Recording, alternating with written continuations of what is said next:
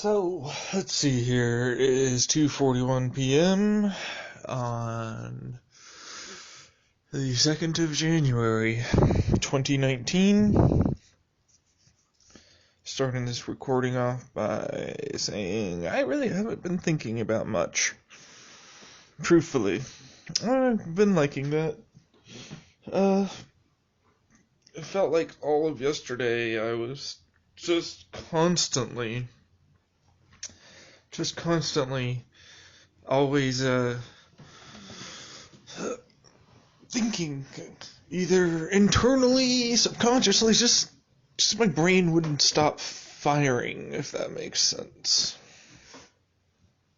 And I don't like that very much, so yes. Yeah. Other than that, though, not much is going on, or will go on, I guess. Pretty much everything is more or less how it's gonna be until things really start to get worked on. Did change. I did a little something before I started the recording. There was a specific point that I would constantly stop, or seemingly stop the recording, or stop listening to my hypnosis at night. And I kind of listened to it and realized that it has a wake up at the end, which is fine for most people, but when you're combining it as I do, purely just to listen to while you sleep, the wake up hypnosis part isn't necessarily a good thing. You kind of just want to wake up on your own as you do. I'll have to look at some of the other ones that I have on there to see if any of them end with waking up. And I'll have to find them on YouTube, which is where I got them, and change them on the converter that I use to rip them off the web. Anybody that's like, it's illegal, blah, blah, blah. I'm like, I'm not paying $15+ for 20 minutes. And oftentimes they're much more expensive than that. I also understand that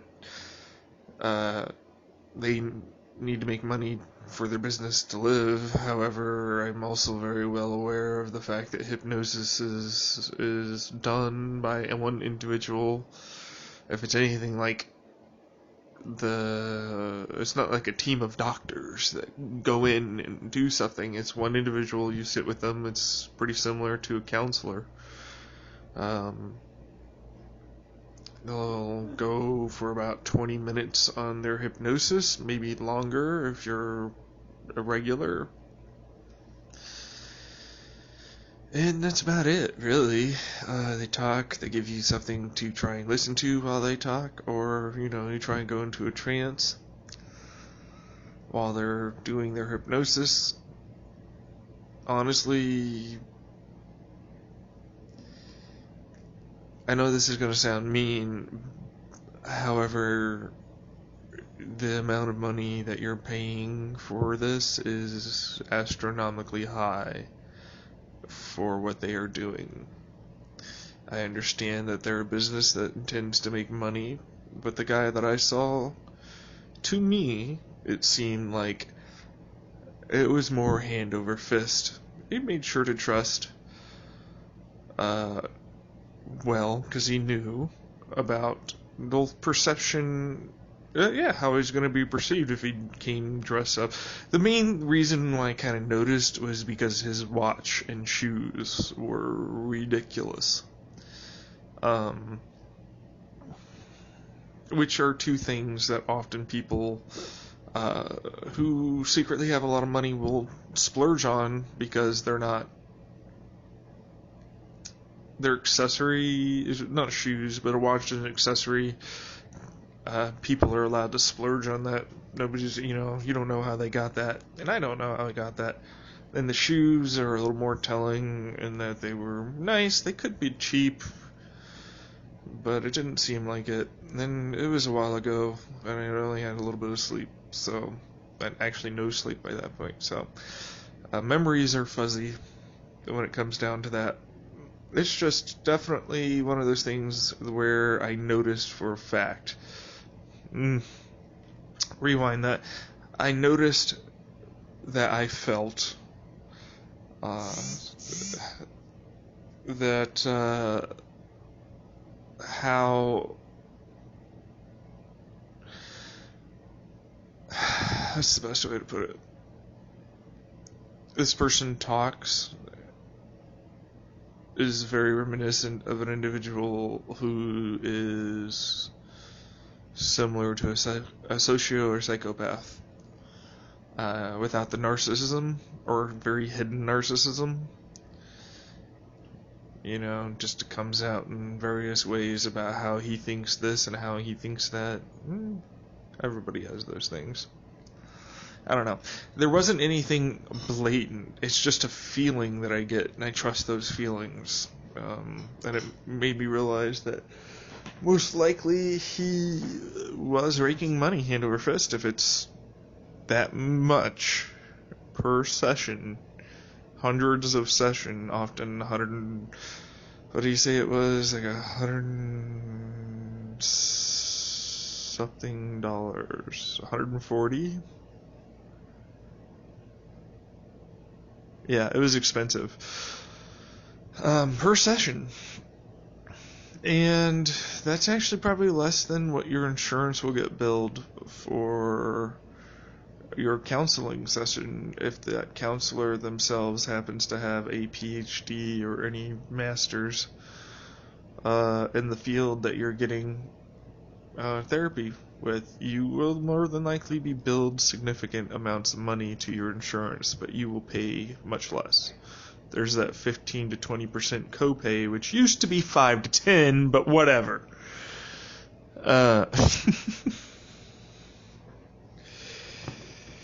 Yes. So, if I were to suggest anything, you also have to count into rent, tax, all the other expenses that go into owning a one-off person business, and the need to make a living, a decent living would be preferable, and all the other stuff. So it's just shitty. I feel, I guess, that it isn't covered automatically or something. I don't know. It felt, yes, while he has all those, the added extra on top was more than decent living. And a person who has their own business and everything else is allowed to do that however they want.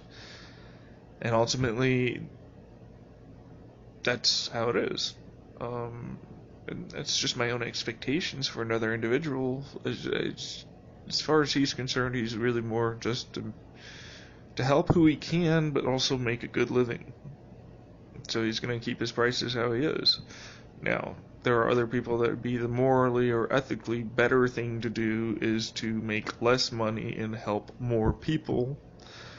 However, that doesn't take into account the own individual's feelings, basically. Like, sure, it might be, you might consider it morally or ethically better, but do you consider their feelings and the fact that they're working themselves more for less? And if they're not an individual who gets something out of it, then they're basically wasting their time as far as they're concerned. I know that seems odd to you, but that's how it is. If they're not going to receive that extra benefit mentally for doing this volunteer or extra work or whatever, then there is no benefit to them mentally to do this. And anybody that goes, oh, well, they're psychopath, blah, blah, blah, blah. No. That's the average human condition. People have what they are comfortable with, and people have what they are uncomfortable with. There's nothing wrong, by any stretch of the imagination, to me anyways, of the idea of an individual doing that. It's just unfortunate for the rest of us who cannot afford to be there. Is it possible that I could find someone else? Yes. However, I must also contend and sort of point out that I don't go into a trance unless I am asleep. If there's another person around, I just can't.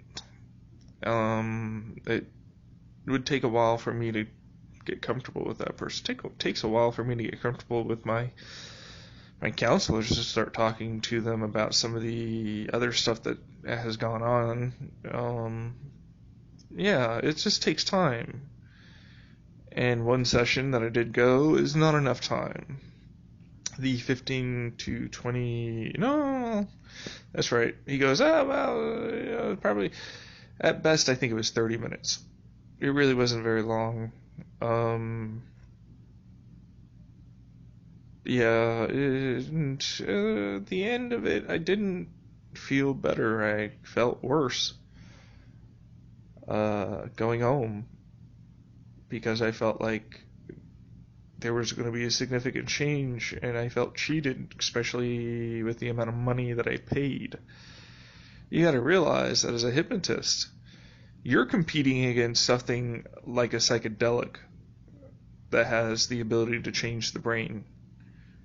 Psychedelic can be gotten much cheaper.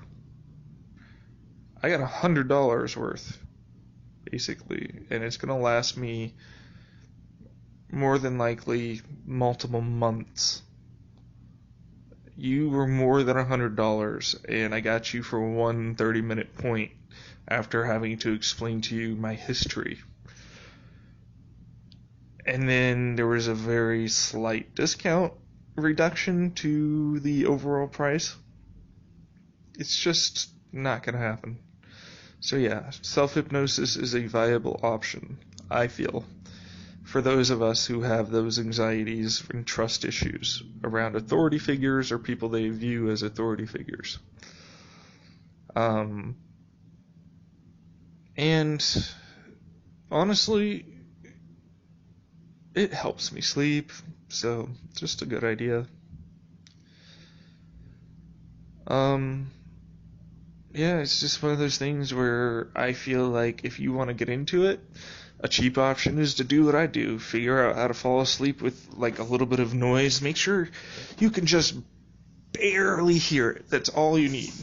I am kind of different in that it's different on everybody, so you might want to experiment, but for me, what worked was giving it just high enough above a normal conversation threshold, which is difficult because everybody has a different recording starting point, so everybody's actual base level of sound, decibel level, is different. So it can wildly jump up and down, and that's not fun. So if you're like me and you have that issue, try your best to keep it to the same individuals. This will help consistency of that problem, because if it's the same individual, they have a similar, if not the same, recording setup between different sessions that they put online. This makes it easier for you to not have the extreme changes that can happen and be jarring for individuals trying to sleep. So, for me, it's just above for my level of conversation. I should specify that too. It's not the average person level of loudness for conversation. It's probably at about 10 decibels to that is where I would be for my normal, and then like a few more decibels above that, and it just sort of sounds like just almost screaming, and I'm able to just tone it out and ignore it completely. It's just high enough for my mind to be like, oh, that person's too loud, I might ignore it until they calm down, kind of thing. And I sleep really well doing it. Better than if I didn't, so goes to show you I like no lights and no sound and shit tons of sound, and that helps me sleep, which is actually dangerous. If I was ever in a situation where I was in the jungle and that shit was going on, there's no way I'd ever have my earbuds on. It's just too dangerous. The people can sneak up on you, animals, things. You just never know. It's not a good idea. And when you're hard of hearing, you can't wear hearing aids, and they only last for so long before the batteries go. Like, those are the post-apocalyptic scenarios that I have trouble with. Like, as a person who's hard of hearing, I will need my hearing aids. There's just no way of getting around that. They're the only ones that are basically matched to my level of. I mean, they've been EQ'd to my hearing, so they should be different. And by different, should be, they are drastically different. The same hearing aid brand and make and model could be given to me, but because it was, and I could put my own ear molds onto it, but because it was given to, it's just the stock, it will not sound good. Same with if it was already given to another individual and set up for them, and then I took it, it would be terrible. There might be some similarities in our hearing loss, which may help, but in general, everybody's unique in that regard. So a little unique in that regard, and everybody has different ears. It's just different, basically. So yeah, those are one of those things where like I'd need to maintain my hearing aids and have the batteries on hand constantly. It just turns into a never-ending sort of thing, you know what I mean? I gotta pee. Alright, I'm back. Yeah. What was I talking about beforehand? A lot of my excitability and everything else that was going on when I was on cannabis is slowed down as the cannabis is coming out of my system.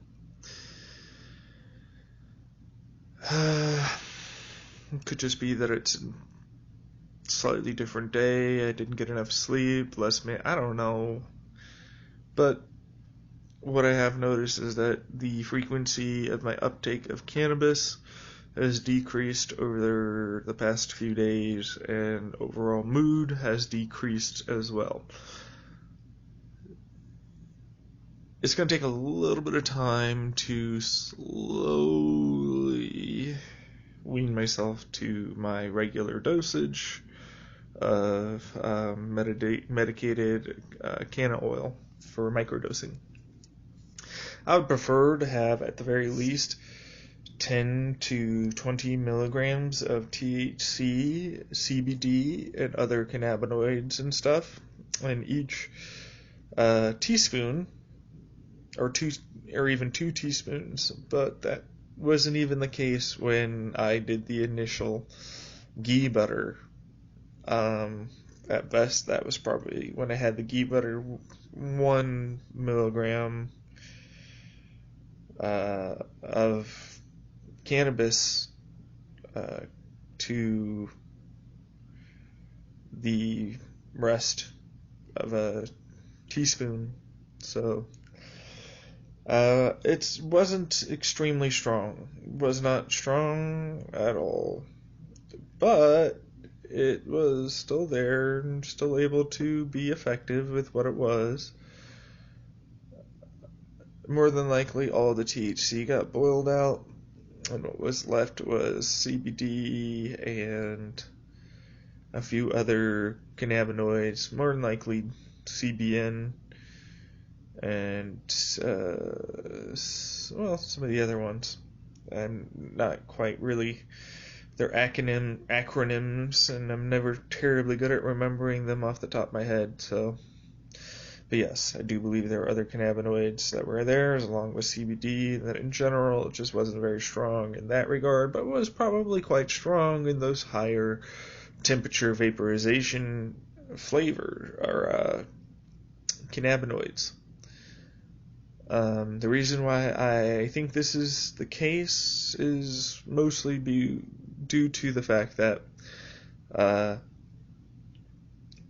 it was accidentally left for a long time at a specific temperature, probably around 200, 300 degrees, for I don't know how long, and basically vaped out whatever was there during that time.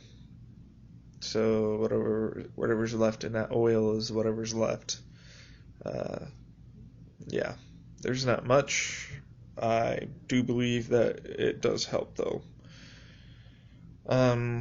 However, basic vaping of cannabis concentrate, which was done, I believe, at the start of Thursday and ended.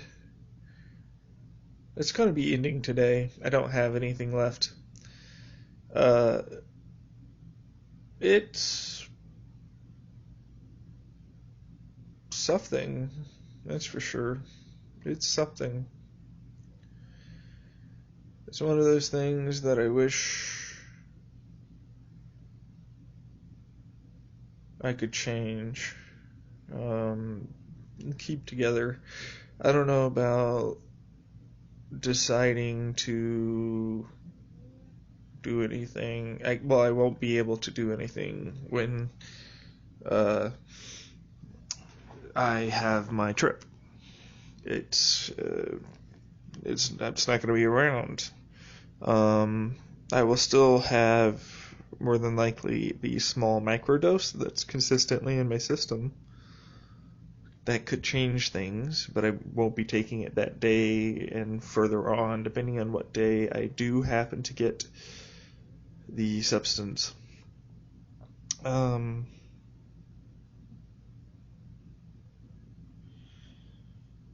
Yeah, it's gonna be something else.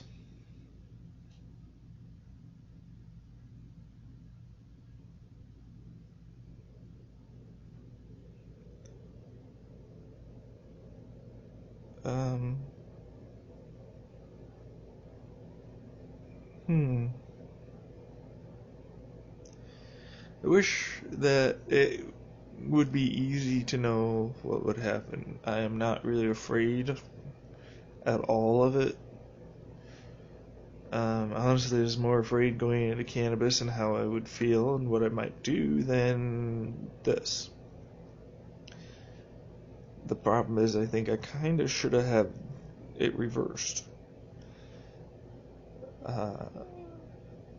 So I'm making sure to proceed with caution as best I can. I do hope that I will be able to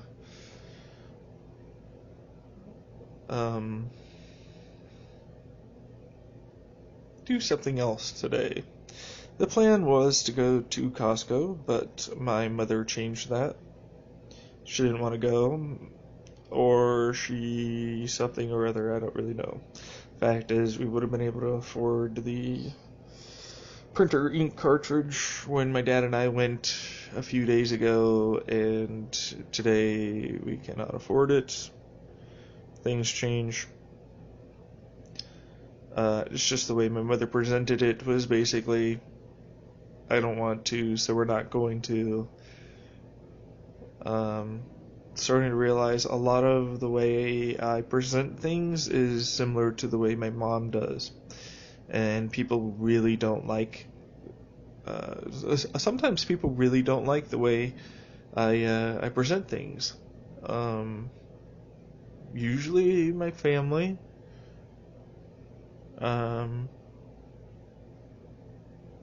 So I always take that with a grain of salt. My family is really biased towards me. Um, Full on past memory and all this other bullshit with their own preconceived notions of what should and shouldn't be. And even a stranger is only going to give you so much advice that could be helpful. So, unfortunately, everybody's situations are different, and you gotta react accordingly on how best to change that. I can't change my mom, and she really doesn't want to change, but what I can do is work on getting out of here more often and being around her less often, trying to become more independent, be able to do things myself. So my goal is to start getting things done myself.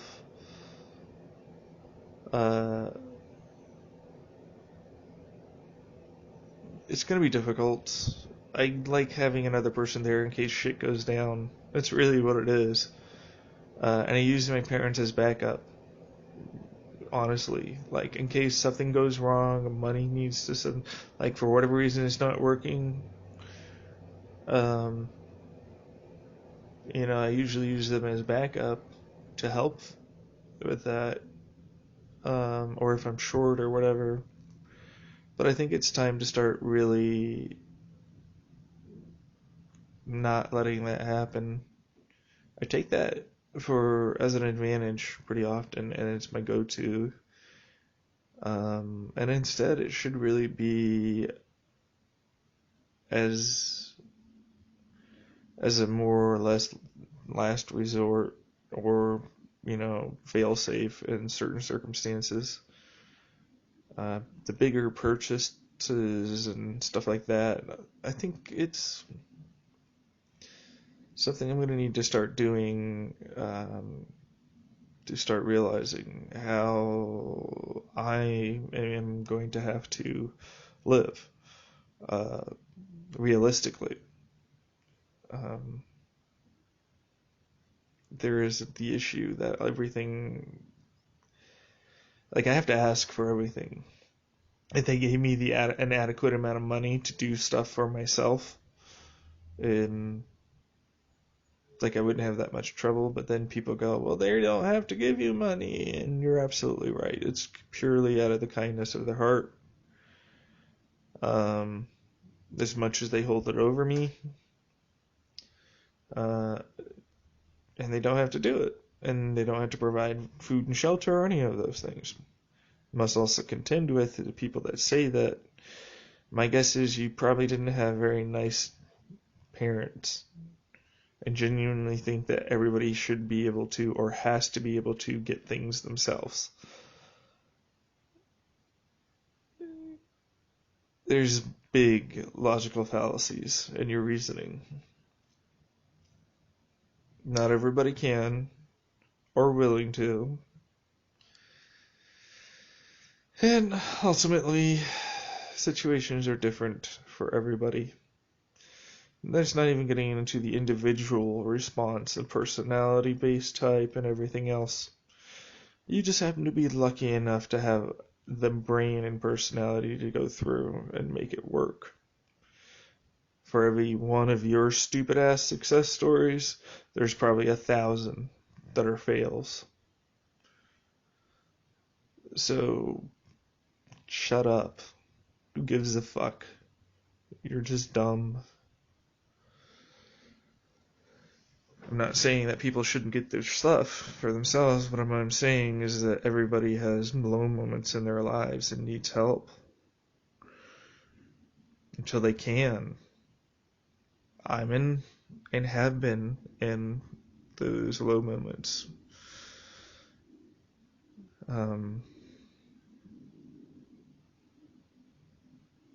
For a long time. So it's not even a moment. It's just a life. It's just the way the life is right now, unfortunately. And I also must contend with the fact that people will go, oh, well, clearly your parents love you, they're willing to do these things for you and all that. My mom's extremely obsessed with image, and she would hate the idea of my sisters or anybody else near the family learning that they kicked me out based upon nothing other than the fact that she didn't like the way I was acting. And I don't mean like I was destroying property or I was breaking things that were mine or even screaming and yelling and running around and slamming. Like, not even that. More than likely, it's just what she would love to do is just kick me out and say, figure it out on your own. I've seen it in her eyes and seen her stop herself from saying it. It's not exactly a fun thing to know, but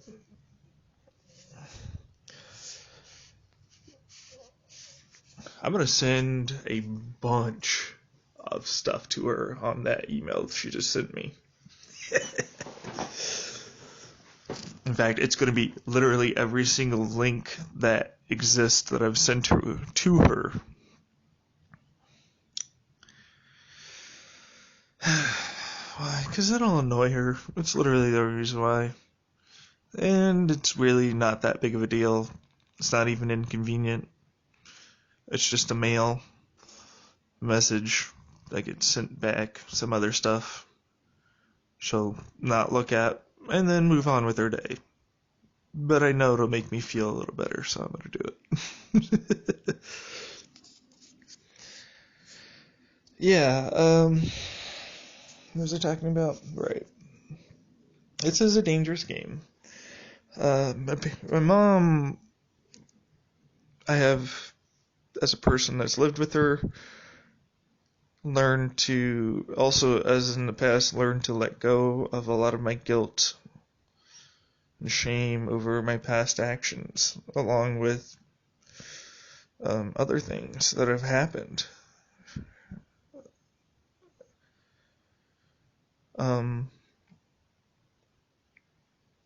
Along with those, well, let me elaborate on other things that have happened. Things my mother has said, done, way my family has acted or reacted.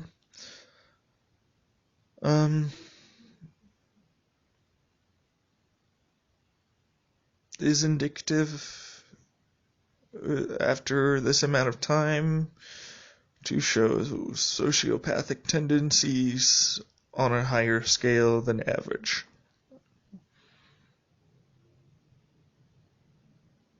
Everybody's got a bit in them, some more than others. But then there's a crossing point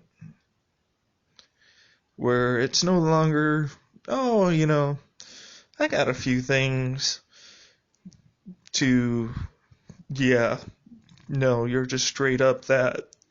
And then there are people like my mom who have been doing it for so long and have learned so well on how to act around others to get what they want when they do finally show you their true side. You realize oftentimes, and they'll only do it when they know you're not going away. And Mom did that. More than likely, it was also as a consequence to some of the drugs she was taking to try and kill herself or was on afterwards.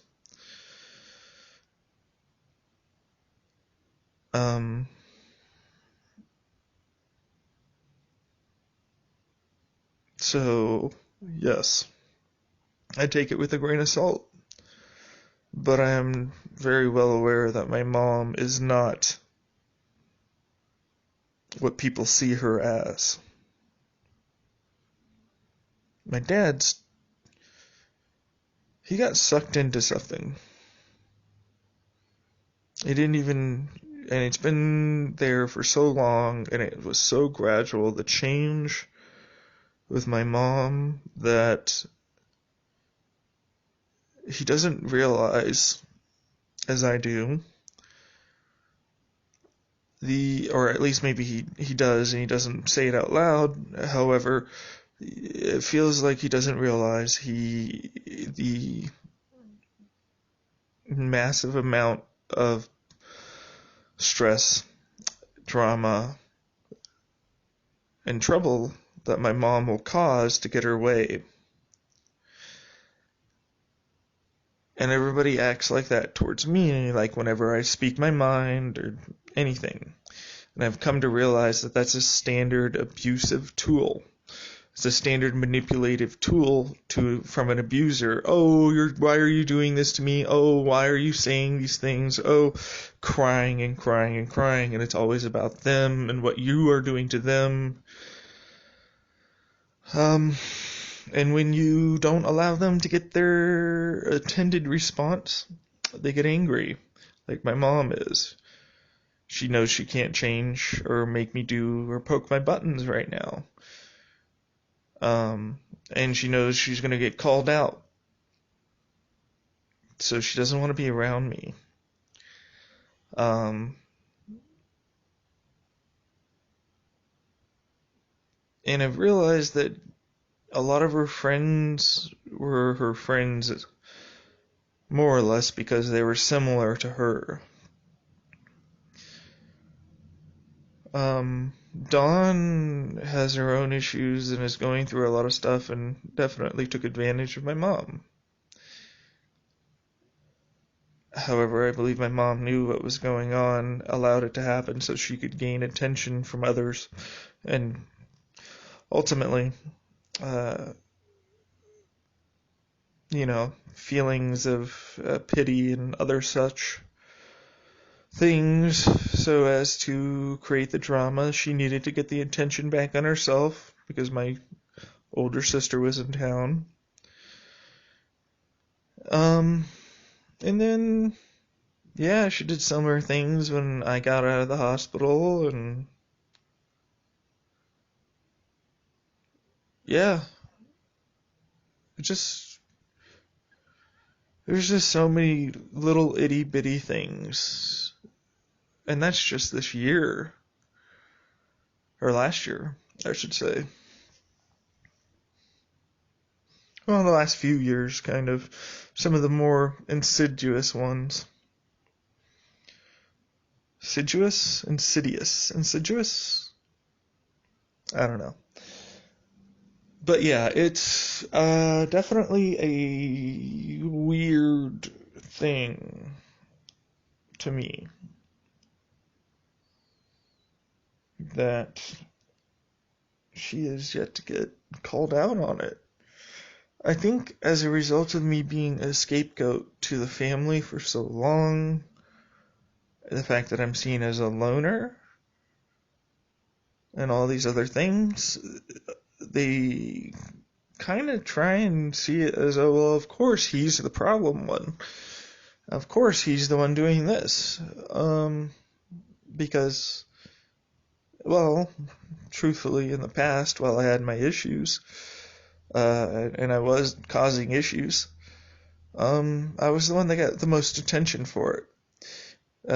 Yes, most people had their own issues and were going about doing their own things, but I'm still the one that had the majority of the impact, apparently. So, now that I'm no longer allowing them to use me as a scapegoat, pointing out flaws in their logic and arguments, and basically no longer letting them continue to try and treat me the same way they were. And by they, I mean my mom. Like, I haven't talked to my younger sister, I haven't talked to my older sister. I'm not going to. They're not going to change. They see themselves as in a good place. So does my mom. But whenever I say something about her being in a good place, it's like, well, I can't work, I can't do this, and oh my God, I have this problem, and sort of realize I've been mimicking my own mother for so long that I felt that it was so acceptable because she was doing it. So, and I've come to realize that my mom is not an acceptable, normal, or good person. She definitely has feelings for her kids, the ones that she likes. Just like any sociopath, that has their children, usually, same with pets, but not to the same extent, will usually have a genuine attachment to the individual. They will not have the same types of feelings that the average one would have. They can be definitely twisted around and changed. And they recognize that they have power because they made these people and helped them grow up and learned a bunch of the ins and outs and know why some of the reasons are why they react the way they react. And they do it anyways because they know they'll get the reaction. Unfortunately, when you have to live with your abuser and take the steps necessary to make yourself better, that makes them jealous. And they try and sabotage you, which I've come to realize is probably what happened in the past. Not the most recent past, that was me, but I've come to also realize that the average person would have seen that I was having trouble and probably sat down at some point and asked me to get help or ask if I was feeling okay or anything. Instead, it was more or less, I don't like the fact that you're doing this. I'm just going to keep pointing that out. I'm going to start threatening to get away, to get my attention in my way. I don't care that you happen to be going through something. I'm going through something. Why aren't you listening to me? And then eventually I blew up. I must admit that in 2017, the way I went about telling my mom off was bad. And I still continued to let them treat me terribly. And I reacted poorly to it. So 2018 was more or less just a recuperation of my mental faculties. Same with the beginning of 2019. Then 2019 is going to be a very different year. 2019 is going to be my goal for it. To at least attempt is to thread that needle of getting the care and help I need while allowing them to help where they can, asking for help where I hope they could, and seeing what happens. But all the while doing this, pointing out their behaviors that I don't like in subtle ways. Bringing it up later at a different time, so that way it's not a direct, argument, basically, because anybody that tries to start up something while they're doing it, the person will want to argue. So it's better to note it down so you can talk about it later. Basically, I'm going to be playing psychologist to my mother. And I am going to be trying my best to change how I act towards her and others, but I'm realizing more and more that I don't act poorly towards others. I don't scream and yell. I don't even when I have my breakdown, that really wasn't even that bad. It was bad, but I've definitely done worse, and for damn near seen my goddamn own parents do worse. Especially my mom, multiple times over. So, yes, I don't need to be perfect. I don't need them to be perfect, but I would like to try and not be afraid of where I'm living and not be afraid of what the individuals inside are going to feel like is what's needed that day. It's very scary to be subject to the whims of a mentally unstable individual. As recognized by the state for SSI, she is mentally disabled due to her depression and anxiety, although you wouldn't really know day by day. But that doesn't really indicate anything, truthfully. It really doesn't. An individual can have a job and career and people and all this and kill themselves. Depression hides. So, and I will never deem to say I know what another person is feeling exactly, or even say that I understand exactly what they're feeling. I'll say, yes, I've had similar experiences, and this is how I felt. So maybe that's similar to how you felt, and ultimately is something we can come to a common ground with. But other than that, it's not something that I will say ever, if I can help it. I've had too many people say it to me and be so pissed off after the fact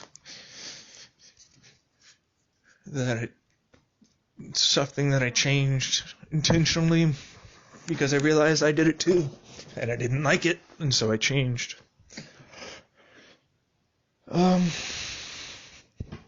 I recognize I'm pinning a lot of problems on my mom. Well, unfortunately, my mom had her own problems, and then when I had mine, and I needed help, it really just upset hers and made things worse in the long term. I have no doubt that my mom can get out of her sociopathic and psychopathic tendencies, along with her immature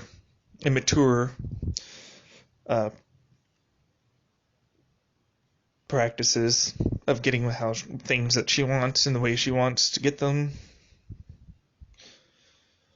and some of the unhealthy ways she talks towards people.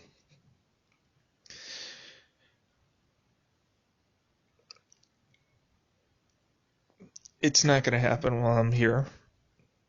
I'm a scapegoat, and until I'm gone, I will be a scapegoat. That's just how it's going to be. I've recognized that.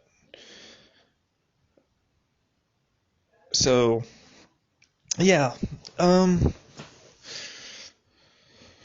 it's disheartening.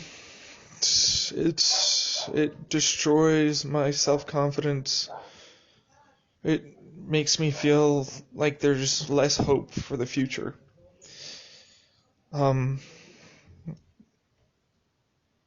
Yeah. I recognize that it's possible for me to get a job fairly quickly.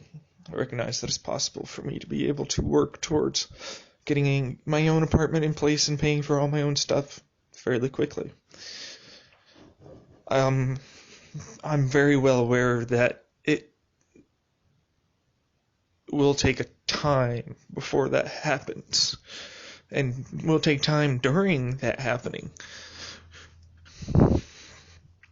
2019, like I said, is going to be an interesting year, but it's going to be rough.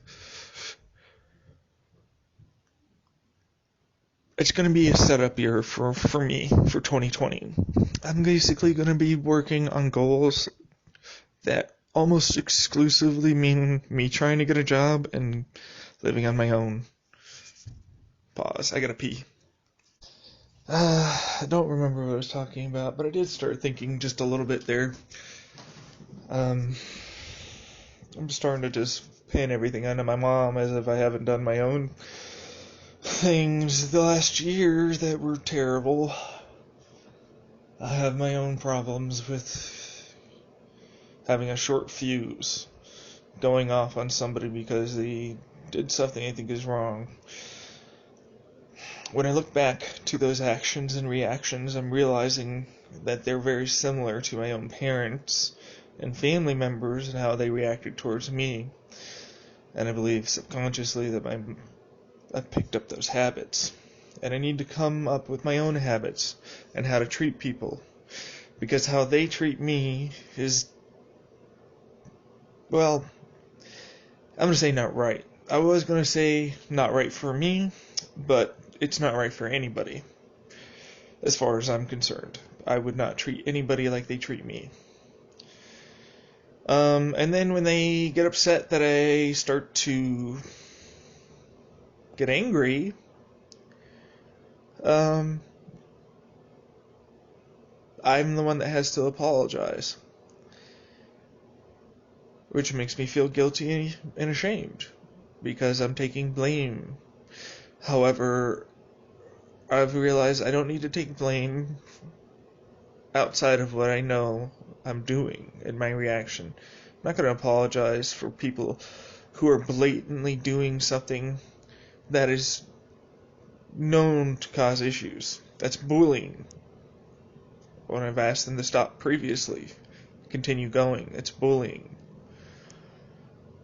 Saying that, oh, you forgot, is fine, and if I remind you, you better not get angry, as well as it better not happen the next time, because the next time, I'm not going to be nice. Okay? That's not going to happen. And if it ever happens a third time, you're more than getting called out for it. Okay? If I have it in my power, I'm going to get rid of you from my life. It seems a bit extreme, but it's a clear signal to me that you don't respect what it is I have to say or my feelings and emotions. Therefore, you don't deserve to be in my life. Does that make sense? I feel like people get this feeling that they're obligated to keep people in their lives that show up, even if they're slightly nice. I am in no illusion that the 7 point something 6, I think it is, billion people on this planet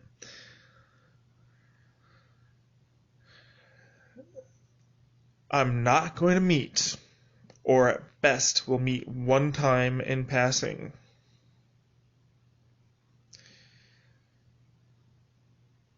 I don't need to be anything other than initially nice, and after that, it doesn't matter. How you treat me is how I'm going to respond. If that means, like the lady who started going off on, no, the man who started going off on the lady on Reddit, trying to be quote-unquote friendly, that's some fucking bullshit. There's no way. You just got angry that she wouldn't give you attention. Standard fucking practice, and in fact, it's a clear indication that you yourself have similar abuse issues. Because you believe it's fine to make a situation over small things. Like oftentimes people who have been abused have witnessed the people around them doing. Because they see that person immediately reacting and not thinking through their actions and consequences. It's something I've been doing a lot more recently, and I want to quit that bad habit. And I need to start trying to do what I was doing when I was a kid and I had issues, where I would stop and think about the consequences of what it was I was going to do. I didn't realize it at the time, but basically dialectical, like that 4 squared pros and cons that they give you for doing a certain action. Right? And, or drug, or whatever it is. It can be used on anything. And that's basically what I started doing when I was younger. Count to 10, go over the pros and cons of actions, try my best to do what I considered the right thing, and try not to let my emotions overwhelm me. I was doing this in the first grade. It wasn't good. It took me a shit fucking long ass time, and I was still doing it by the time I was in 5th, 6th, 7th grade. So no, it's a thing that you're always going to have to practice. It's never not going to be a thing that you're not going to have to practice. It's just in general a good idea to have anyways, because you're filled with emotions. You need to take a breather and try and assess what's going on logically as best as you can. If possible, take time away from the situation and then come back to it to be able to do even better on that. I recognize it's not really possible for everything, and in reality, you're stuck in the moment while that's happening. So I'm going to start trying to do my old habits of pros and cons list over basically debating myself over actions that I plan on taking, or how I plan on reacting or planned on reacting in a given situation. It's going to be trouble because there are certain situations that can come up the top of my head, but life is life, and things that you never even thought would be a thing will happen. So it's really an in-the-moment thing that you're going to have to consistently start doing to be able to get any sort of results from. And I think it's a good idea for me to start doing it for my mother, because she has a lot of power in my future, unfortunately. And I'd like to strip her away of that power. This might sound mean, but I consider her like a monkey with a hand grenade. I know I screamed and yelled at my dad about that, but it's an apt analogy with my parents. I give them something that is dangerous to me, trust, or personal finances, or personal thoughts and feelings about a given subject, various other things. And inevitably, the monkey pulls the pin and releases the handle. And it goes boom.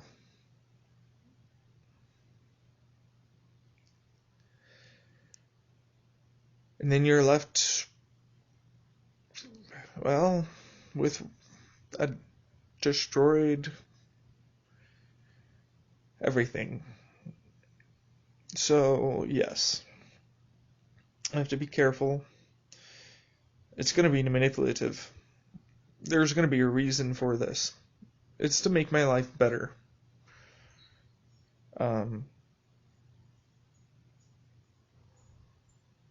It's going to be for me. I'm going to be trying my best to manipulate me to be a better person, basically. That's all it is. Anybody that goes, oh, it's therapy, oh, it's this, it's like training, manipulation, therapy, however you want to look at it, it's basically the same thing. You come up with a thing, and you do that thing over and over and over and over again, so it becomes a habit. And then you, while using it over and over and over again, and throughout life, practice it in hypotheticals. And then you continue doing that, and so on, and so on, and so on.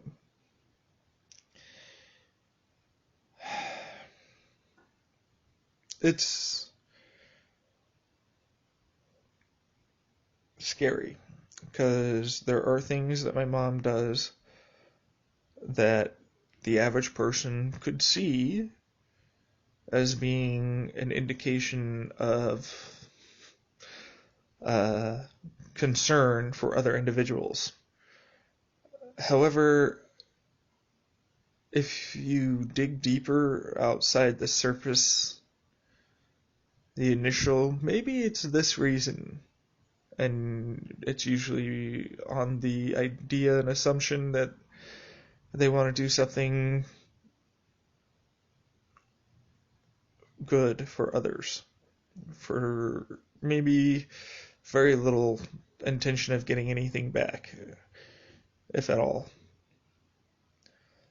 And you dig a little deeper into how my mom does things, you start seeing a lot more, and this is really for anybody, but you start seeing more of the patterns of selfishness that occur. A person can be selfish. Person's allowed to do whatever they want to do and act however they want to act. I'm just in an unfortunate situation where I feel as though that the people around me are not good for me, unwilling to help, unwilling to admit that they might be doing something incorrectly, and more or less just want me to do what they want me to do.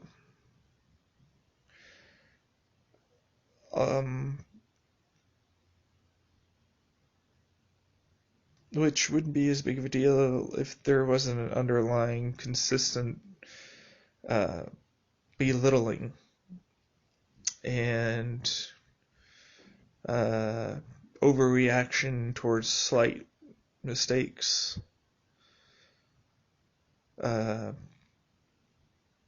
Talking down, bullying, crying to get one's way. This is just my mom. My dad's really not that bad. He's a normal individual. He has his issues and his own quirks and shit. But my mom is the real person that I'm talking about that has issues that's not really good for me. My dad's not really good for me because he really isn't around, and I can't technically talk to him about some of the things that I need to talk to him about because he doesn't feel comfortable with wanting to discuss those things. And I respect that. My mom, on the other hand, I have a harder time respecting because she'll bring something up that I've told her to not bring up, or she'll do something as an action similarly. Oh, could you please not do that? It makes me feel this way, or that, whatever. Most of the time, it's just little things that irk you, and I'm not gonna try and make my mom be perfect or anything like that. Nobody can do that. I'm merely asking to be heard at times, have my opinion respected, and help where I need it, and ask for it. Not specifically just what they want to do. And that would be good enough for me. I don't need them to apologize. I don't really want them to. I wouldn't believe it. I would never believe my mom for a second, her apologizing. I've only heard her actually apologize truthfully once in my entire life. And the only reason why I know is because of how genuine it actually sounded when compared to everything else.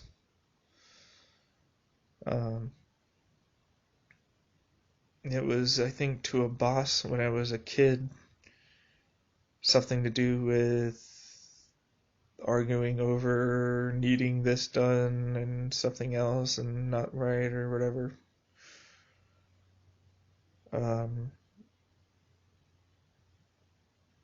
Since then, most of her apologies are screamed and cried. In a manner only when she's not getting what she wants.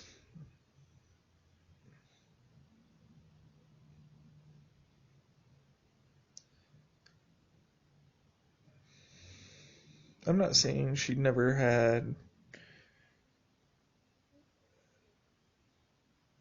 issues and that she wasn't fairly normal.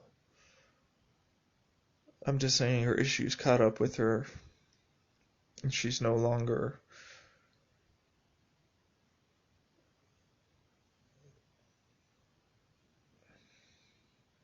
a person that you would probably want to be around.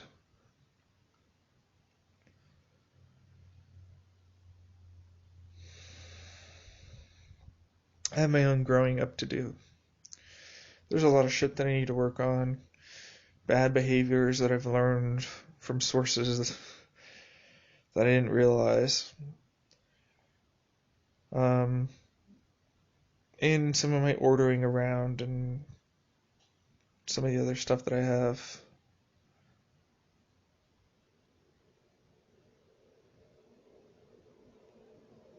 Going, I have my issues. I by no means am a amazing person to talk to at times. My mood heavily affects the individual you're going to be seeing and dealing with. That's not really right. It's not up to the person on the other side of this conversation to have to deal with your emotional bullshit that's going on. You know? There's nothing wrong with saying, look, I feel bad, I feel, so if I'm having an off day, sure. But that's different to every day and always doing the same thing even after being asked to not do that repeatedly.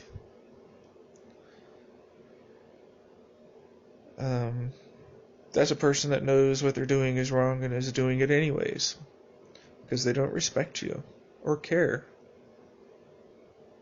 Because they know they can get away with it. Because they know you're not going to do anything other than talk to them about it. I don't resort to violence with these individuals because that's what they want. They want you to act violently or in an aggressive manner or basically get a big reaction from you.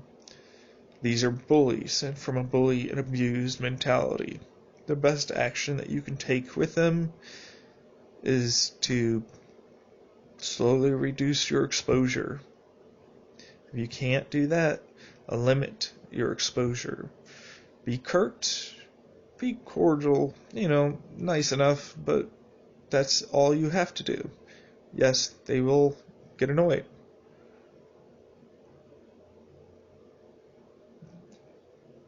However, if they're unable to see that you are doing this, or if they ask you why you might be doing this, and if you at least say such and such reason is the cause, and they continue, then it's on them.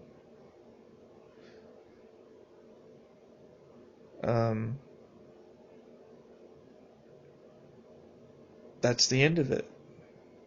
There's no need for you to make them do, and I should say this wholeheartedly as a side, you can't make anybody do anything they don't want to.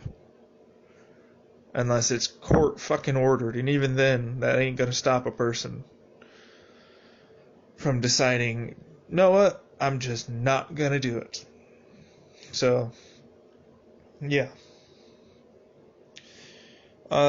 As for what this is pertaining to, I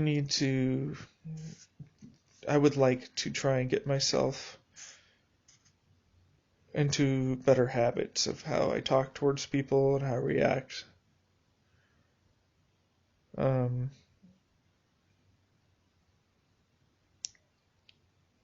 I'm going to be working around somebody that I don't have much in the way of any ability to let's put it this way, anything I say is wrong because it's coming from me. She can't trust me. And anything I say is merely to try and make her feel bad instead of what it might actually be because of how she views me. So unfortunately, I am stuck with knowing how I view myself, knowing my own situation, feelings, intentions. I am secure in that. I know that I need to work better with how I talk towards her, but she needs to do the same. It's a two-way street. You need to basically, make it happen together. I'm dubious as to this being a thing. I'll be happy if it does happen.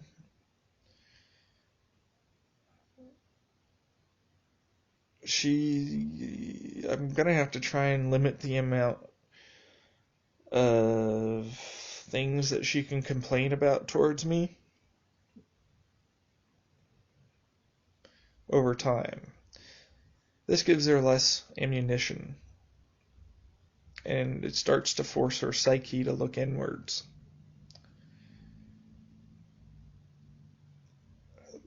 For abused people, this is what happens when they come up with an individual who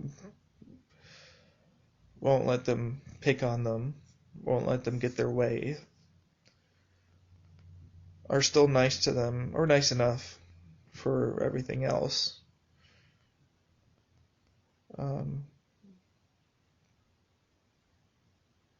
But, they make sure to treat them, like I was saying earlier, when they're acting poorly. They wonder why it could be happening. This is where communication comes into play. Hopefully they ask. If they don't, they'll assume things and get angrier and make things worse for themselves and others around them. This is because they are afraid to confront what they consider to be an issue, I believe. Because that confrontation gives them anxiety, and they're afraid of the resulting emotional fallout for the aftermath of this argument or conversation.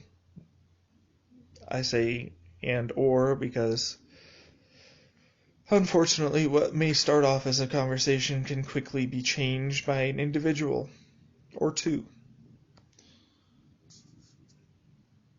And so, yes. It's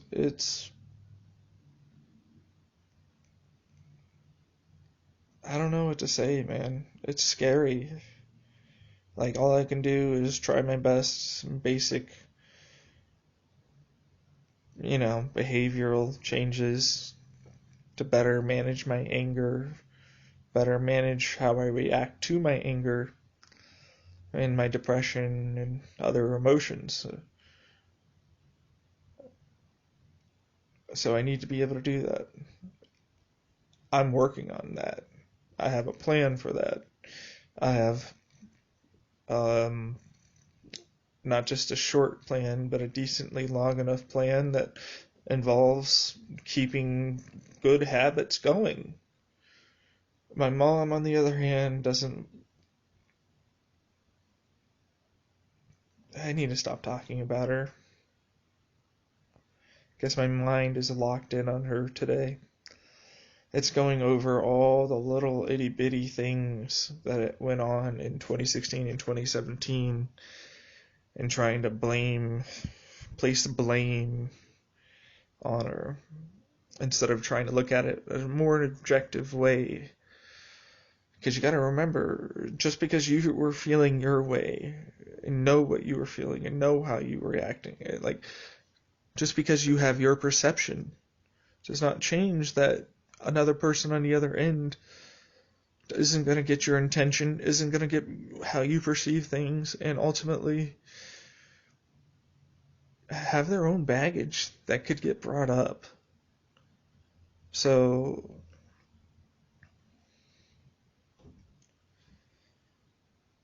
yes, I'm just wanting to be able to feel safe.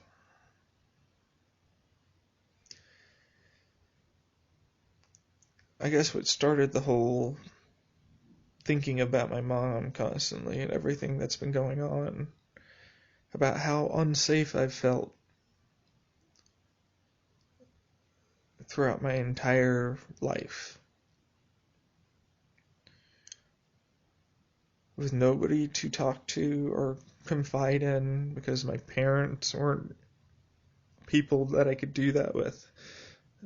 Sisters weren't. And ultimately, I had no real good example of anybody on how to act or talk, react. And it's all just something I need to learn and change. Unfortunately, that means cutting out contact with certain individuals, but more specifically,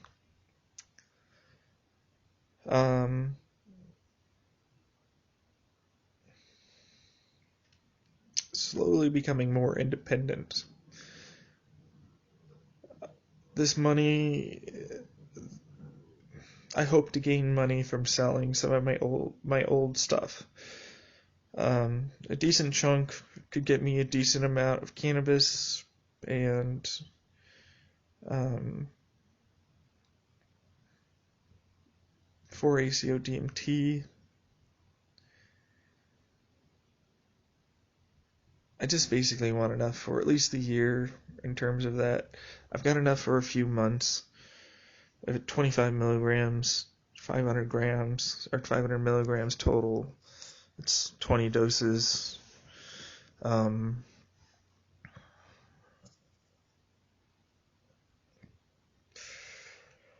So, yeah, at the same time,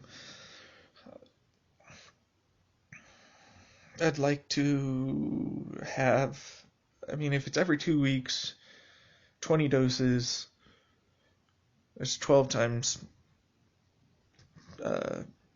2, so 24, 2 doses a month for an entire year. So basically have an entire year worth of doses. If I were to maintain that level of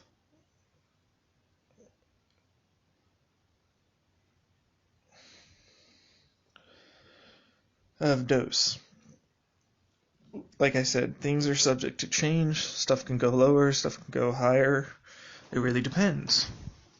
I believe my current thinking of what might happen should things go right is first dose is 25, second dose is 25, third dose will be 25, and then after that I planned on maybe seeing how much a significant dose was. Instead of 25, doubling it to 50 or more. It depends. It's rough. I don't want to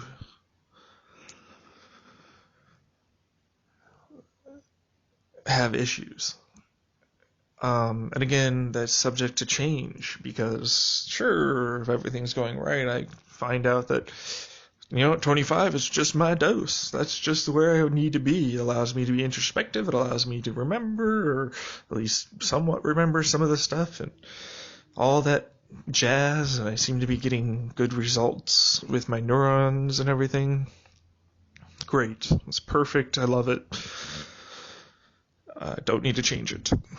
There might be an occasion where I'm like, this is a special event, and I feel like doing more to experience what that's like, then yeah. However, I'm of the opinion that I don't know, and I want to test, but I'm of the opinion that I might have a slightly higher tolerance as a result of some of the things that I've done for my meditation, transcendental meditation, and certain high amounts of cannabis meditation. I am under no illusion, though, that that could be wrong. There's no way I'm going to be taking a heroic or above dose for my first time. I understand some people do that, but that's not going to be me. There are other reasons why I'm doing this.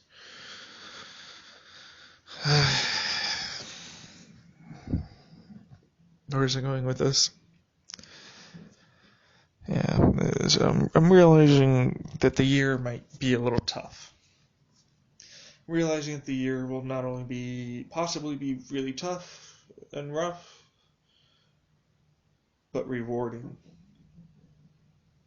And that's good enough. And I don't think I'm going to slip back for too long into something that's insanely low depression.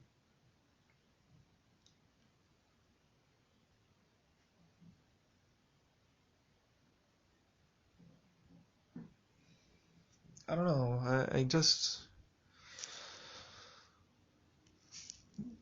want to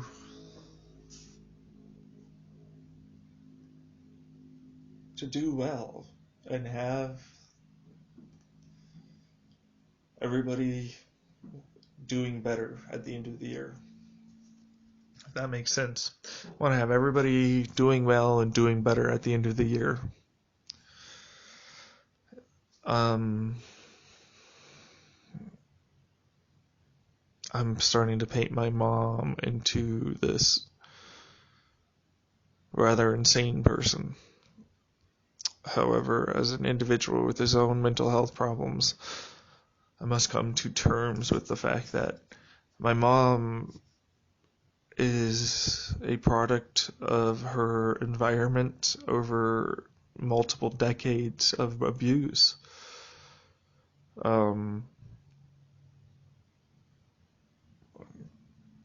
And she sees me as one of her abusers that she can't get away from. That's constantly trying to manipulate and make her to whatever. And unfortunately, she's not wrong. I am a past abuser.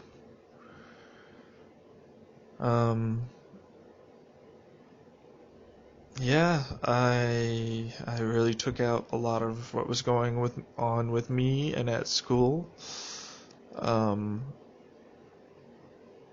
on my family. I said terrible, mean things, destroyed property, and in general created a lot of chaos. And there were even some physical moments at times. So, yeah, I'd consider it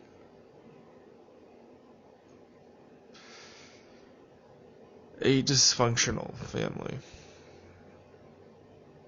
I'm not going to call whatever the new thing is.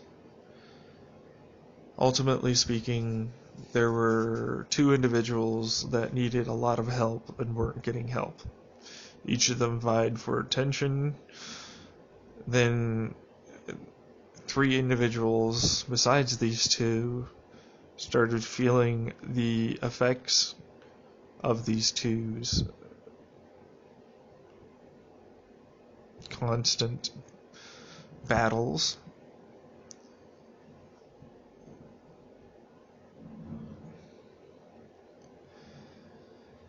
Uh, well, one joined in on the other side, and then the other two joined in on that.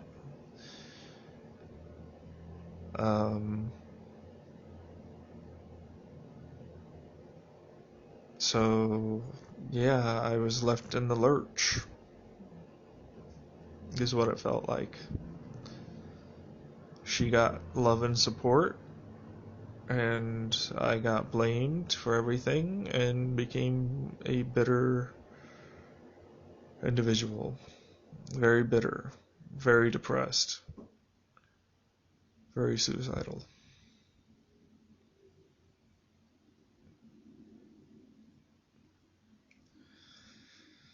Then high school came around.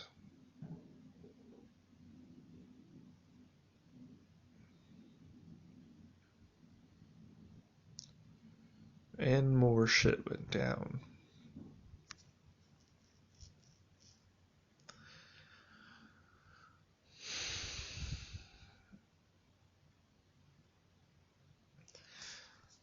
I've come to realize that I've caused a lot of my problems to occur to me, and I've self-sabotaged a lot. I also realize that the people in my life were not the people I needed to be able to get better.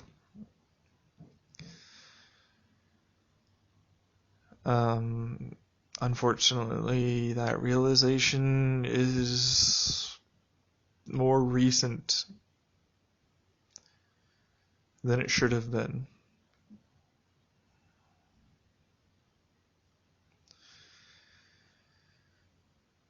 So, I'm stuck here, and I'm going to be working on my life and trying to make the best of it as best I can.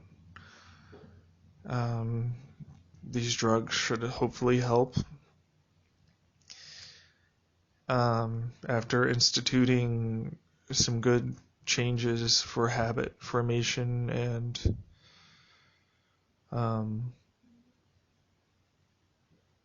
basic behavioral techniques, I hope to be by myself in Oregon, helping others with their issues. I do not want to live in Arizona or California or Nevada. Colorado's still there, but I like having the ocean, even if it's colder than all hell. I want to live there. Even in my most psychotic state, I still had dreams of running away to Oregon, away from here, and I realized that a lot of my manifestations of my psychosis involved a lot of people that were listening in on me and controlling my actions and were going to punish me because they didn't like what I was doing, and they were these authority figures that were going to ruin my life and all that. And I sort of realized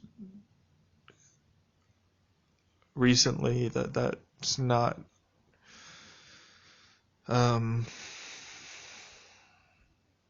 uncommon for a person suffering a PTSD event, thinking they're back in the same abusive situation they were in.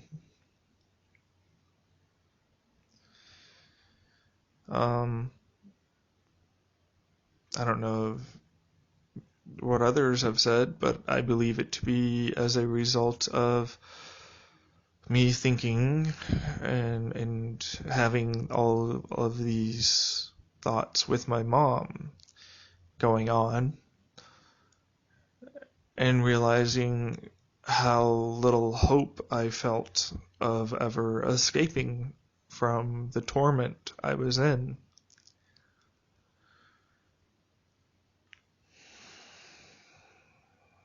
I think my brain wanted me to do my best to leave the place it thought was causing a lot of the issues that I had at the time. I mean, everybody wants to either run or get rid of the problems they have, right? Run away or get rid of. Or they just keep letting them happen. Fight, flight, or paralysis.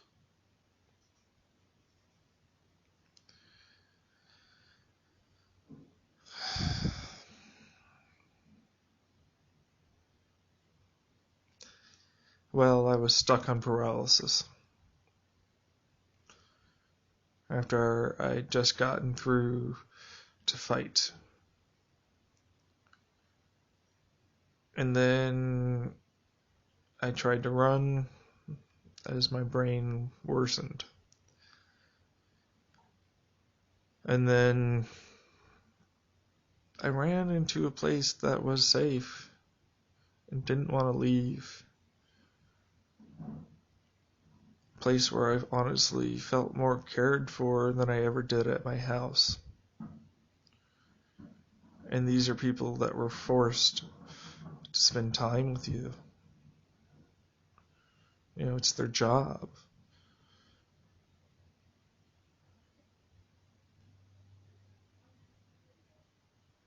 I didn't want to go home. I didn't want to be home. I also realized if I didn't do this, I wouldn't have been able to get to where I am today. And instead would have tacked on a lot of my troubles mentally into the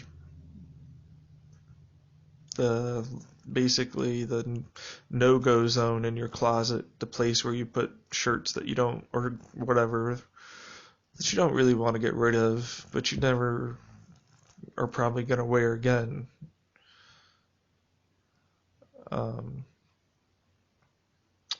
I would have done that with my emotional baggage. Tried to ignore it. Try to continue moving forward with the stability that I had. And unfortunately, all that would have accomplished is a few years scraping by and maybe some success that I might like, but ultimately it's going to spring right back up again, and it's not going to go away. And whatever situation you're in then, you're going to think it involves that versus the underlying actual cause and issues, which were as a result of your previous environment and situation.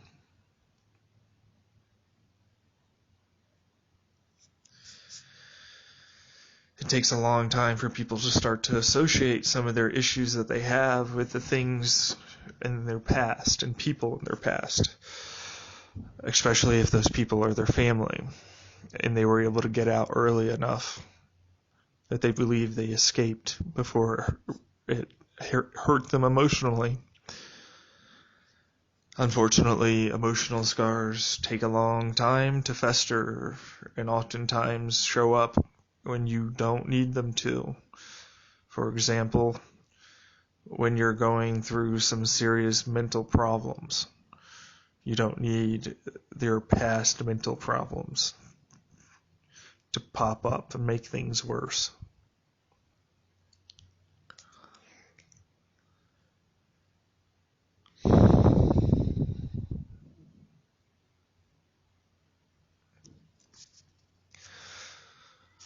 I just hope that I'm able to follow through. To anybody who has problems with others that follow through, realize it's a direct consequence of people around them and their depression. It's very depression heavy in terms of,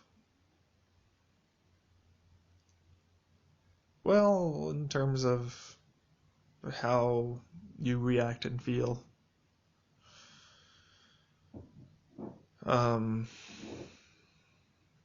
Unfortunately, people that are less stable emotionally and have high variability in those emotions in a single day, well, they have less of an ability to control themselves, and more things are going to trigger them. I'm getting a call. Reminder call from my counselor on Friday. Anyways.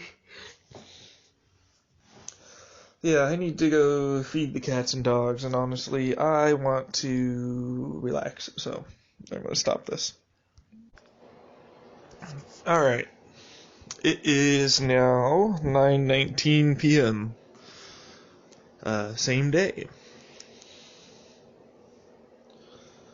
Not much has happened. I just realized I forgot to call my doctor's office and everything, and ultimately didn't get that done. It's not the biggest deal in the world, but it shouldn't have happened. I don't know, I got wrapped up, and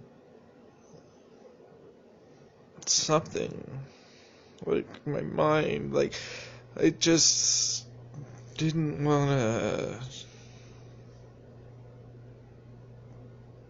switch off from what I had talked about earlier the day. It left me with a very generally icky feeling. And concerned, which is something that's rare for me. I don't get concerned,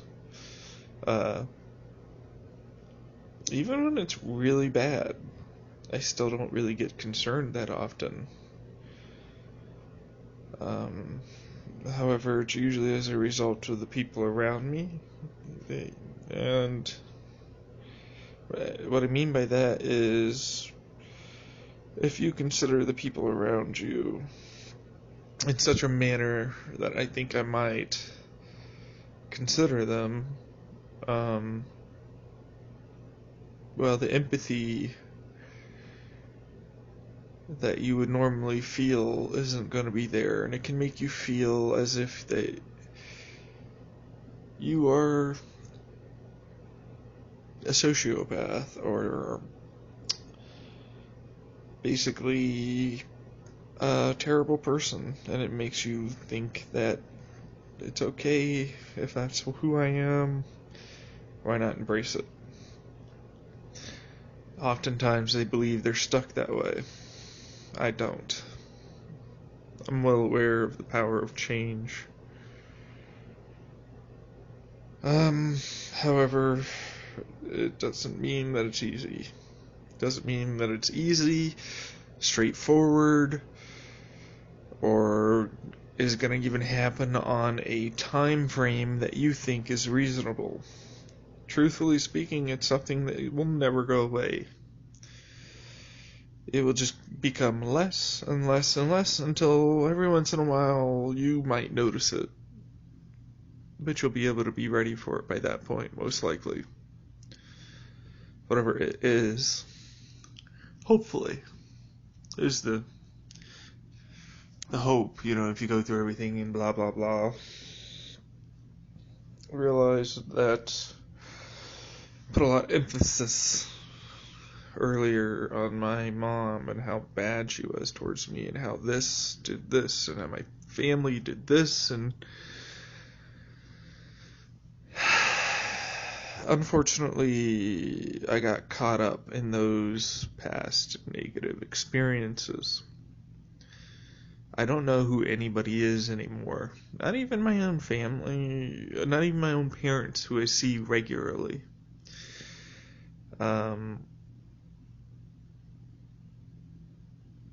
What they're willing, I mean, that's a thing. When you dive into you get more information and dive into the capabilities of another individual. And when they open up and reveal stuff to you because they know they're not going to have any consequences. Especially if there's nobody else around to hear.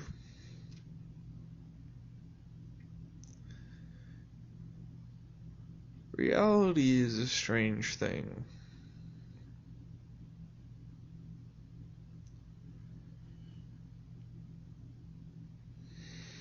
I can't escape the feelings that I have. The uneasiness of the potential future that I have. It's already possible. It's already a possibility that nothing will work and I'll have to start new. But I really don't want to have to do that, either going to jail or getting kicked out or anything like that.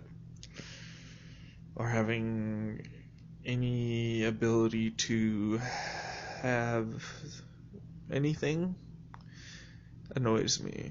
Like, my allowance is wholly dependent on them. My place of stay is wholly dependent on them. I would feel more secure mentally and emotionally if that wasn't the case. I don't trust my family. They do not have the best my best interests in their heart. They have theirs. They're doing them. And that's how we grew up. That's kind of, unfortunately, also something that I started sort of implementing. Is not the best word to use, but it's a word. Reality was I was just off my wall, screaming and yelling because I was having terrible bullying and at school, and then at home I had nobody to talk to, and they would be angry at me for various things that I felt like I had no control over, and it just blew up.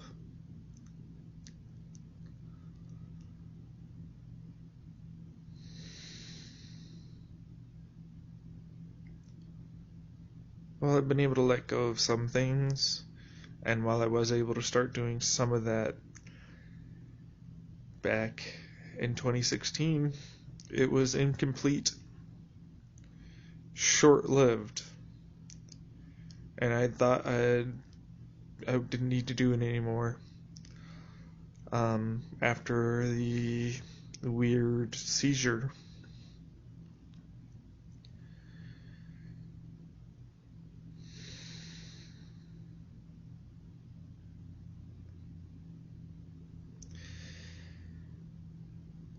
It's scary because I know I'll talk to my doctors about this, but they can't say 100% it is this or that. I can't even tell them. If I tell my neurologist like I had before, they can't say definitively one thing or another because I didn't have the test and didn't have anything going on. So ultimately, your guess is honestly as good as theirs, because they're going to plug in the symptoms into their own brain and weigh it against odds, essentially. That's all they're doing. It's an estimated guess. Once you tell them about a symptom that you had that you really should have went to the ER about, but you seem still okay after the fact. Unlike physical damage, mental damage is a lot tougher. to diagnose.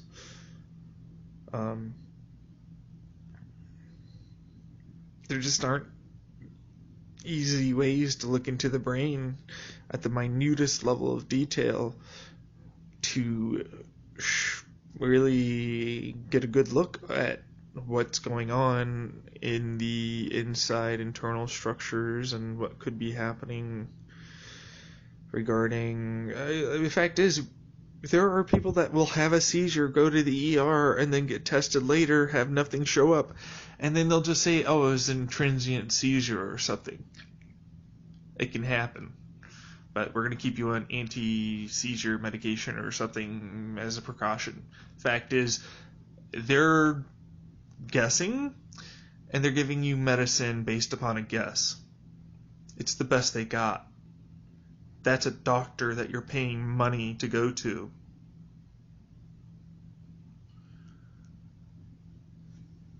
I understand that it's backed with many years of training and memorization, but I don't really need to memorize. I mean, a computer doesn't, an algorithm doesn't, and they can diagnose better than 80% of doctors. Should they be able to get access to appropriate medical records and actual data involving treatment plans spread over time, and if everything was properly marked down at the appropriate times, and every piece of the data itself was actually accurate and not wrong. Basically, the exact opposite of what the healthcare system in America is. So, good luck. We're going to be doing a lot of small, medium data accuracy turnovers. I imagine they'll figure out some way to take the fact that they have multiple small data or small data increments, and they only have so many patterns within those. So I imagine they would just involve scenarios of what should potentially happen or what could potentially happen. However, that seems dumb and arbitrary because it's false information, regardless if it clinically or in the eyes of a doctor would basically be what happened. It doesn't account for everything that is involved. So I believe figure out a way to use subsets of data, figure out what accuracy they can use with the current implementation of code they have, and then further refine that basically over and over and over again until they can get something done. Accuracy can be improved even with smaller data sets. To a point, though, like there's gray area. You're estimating that it will fit within a certain criteria because it should, but that doesn't mean it does.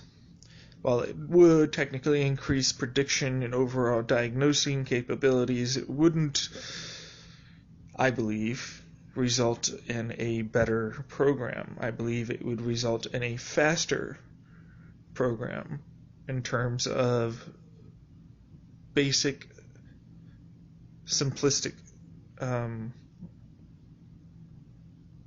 things. However,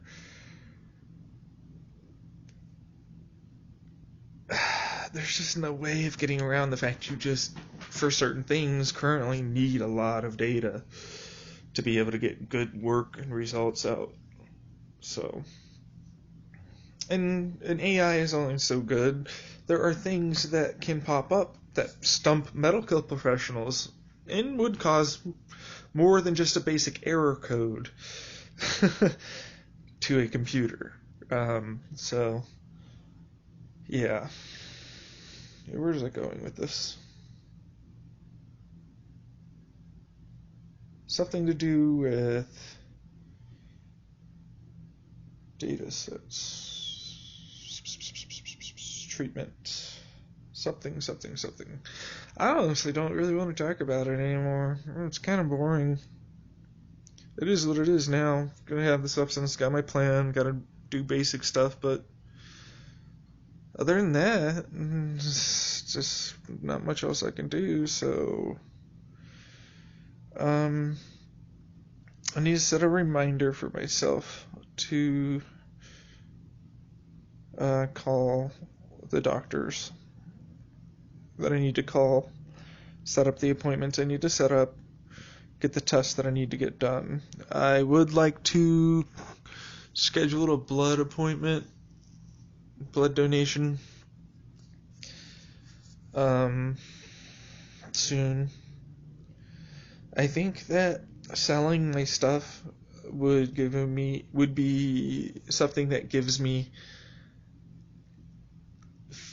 well, security.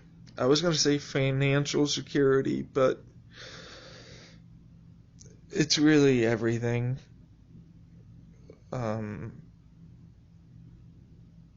Having the fear of what could happen to you should you act out the wrong way to a superior is stressful.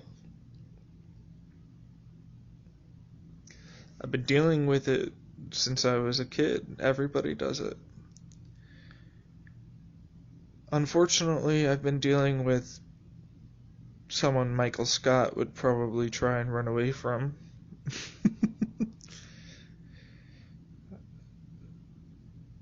And then they'd end up having a kid, or plans for a kid, and snip, snap, snap, and blah, blah. Honestly, I'm just putting too much emphasis on how evil this person is. They're so bad. They're gonna kill. This is a reality. I'm placing too much onto this person. Yeah. And anybody that starts to do that, you gotta take a step back and realize that it's relative in perspective. Meaning their perception is based upon their relative experiences and emotions. So, they're not going to be the same. Even twins.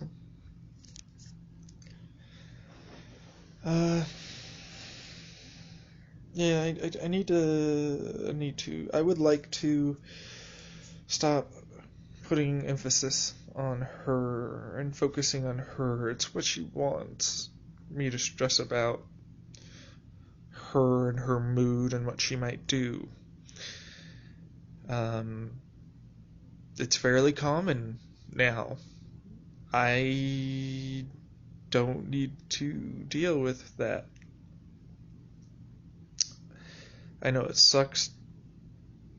I'm currently in this situation, but the situation can be improved upon. I can improve myself and be able to get out of this situation.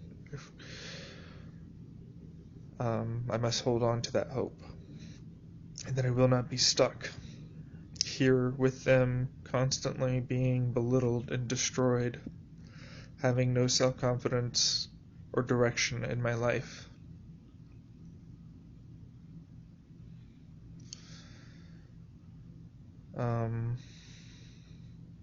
It's scary when you're told constantly by your family, which are everybody around you, because they drove everybody off, and so did you, tell you how worthless in various ways, that you can't do this, or you can't do that because of this, or you say you can't do that. No encouragement, just pointing out what you can't do. Pointing out what could go wrong, pointing out anything that they don't like.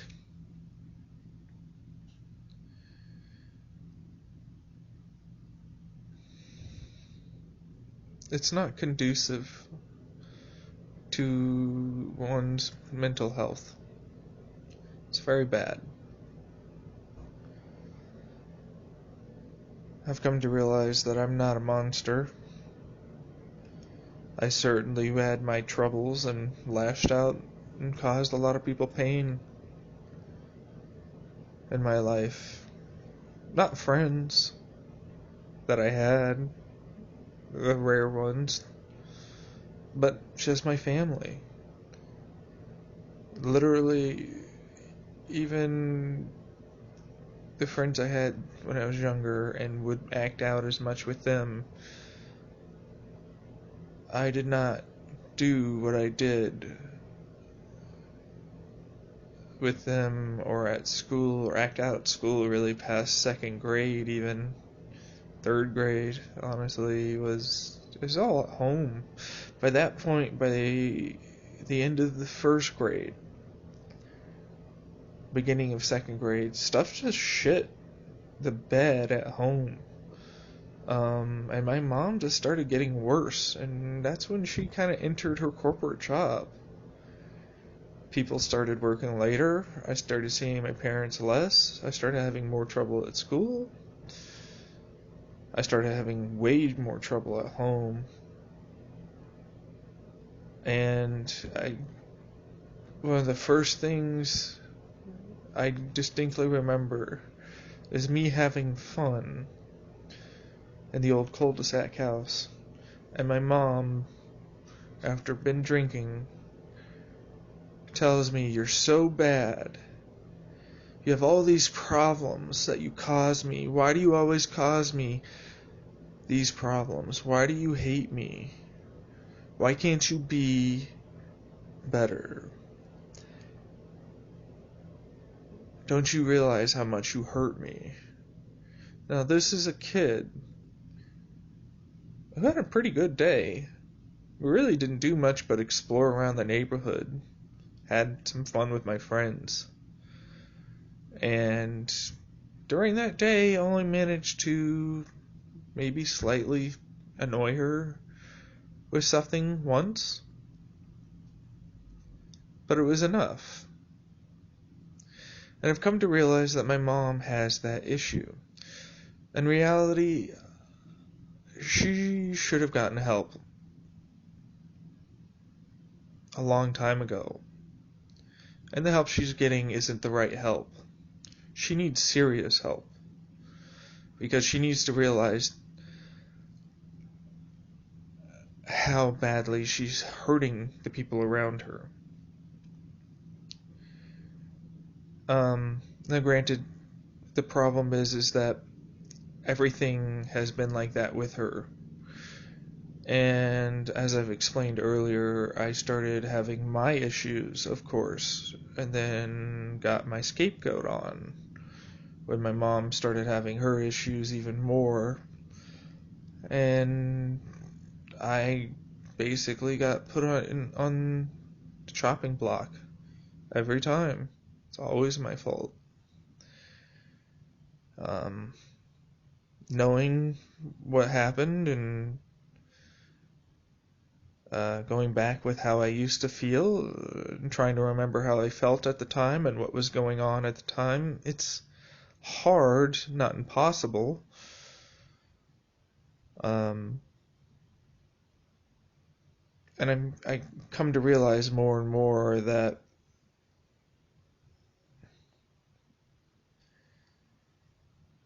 oftentimes I didn't do anything wrong. Sure, there were violent, angry outbursts and issues, but they weren't nearly as often as the fact that I just sat in my room, destroyed, day in and day out, never going out, never talking to anybody, and my family liking the fact that I simply just ignored them.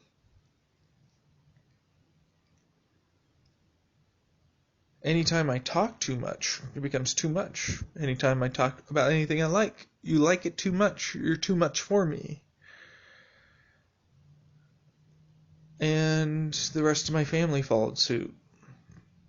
I've just come to realize that my family,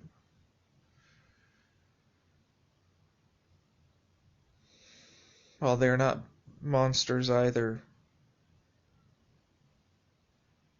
Don't realize what they're doing or don't care. I have a feeling that if I were to explain it to my sisters and they didn't have the immediate gut reaction of, well, you used to do this and see all these things in the past that you used to do, and how I felt and all these things, and there's heated emotions there. But if they could get past that, they might start to see some of my side of the stuff.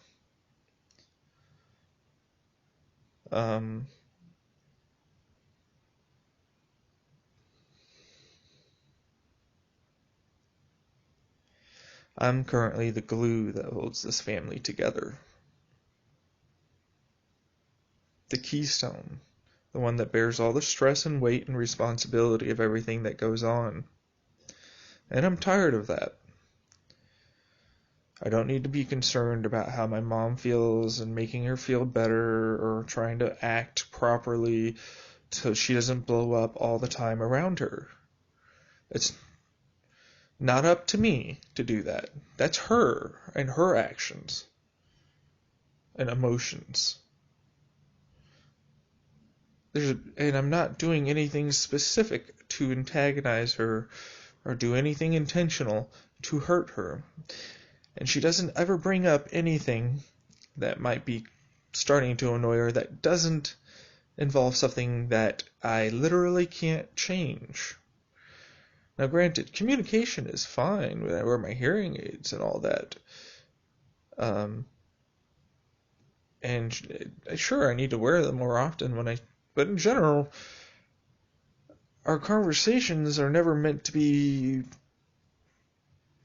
needed for something as simple, like I shouldn't have to need them for a conversation that is only 3 sentences. But the fact that you don't like that you had to repeat yourself twice to a person who's bad and hard of hearing, when your husband repeats himself multiple times, and you yourself have your own issues, and then you start turning it into something else, where you never do this and you never do that. And so it primes me to want to always care about these things, but in reality, it's not a big deal, and I shouldn't have to worry about it. Especially when conversations don't last that long, and they shouldn't, and they end up being changed into something else because a person gets angry. I basically need to stop letting her goad me into those exchanges. A lot of me, and a lot of me that is bad, is from my mom. And she might say, oh, everything is me that is bad, blah, blah, blah. Well, unfortunately, Mom, you're not a mentally healthy individual. You really shouldn't have had kids. And in all honesty, you should have had many, many teams of doctors helping you. But you didn't. And we're here now. And the result is what you get. You had 3. One was a scapegoat. The other 2 felt a lot of the strain and stress and other issues, but they were able to escape because they were relatively functioning. And I would have been able to as well had it not been for, well, more than likely the molestation and other issues that occurred when I was a child. I would have probably been able to handle the overall chaos because there hopefully would have been less. However, it doesn't change how you acted, it doesn't change the things you said, it doesn't change the way you continue to act. And it doesn't change that I need to change and deal with my problems. I mean, that's the truth of it. It sucks. I wish I could pass all the blame. I wish I could just say this is the problem and people punish them and then I get better immediately afterwards, like they do in the movies or whatever.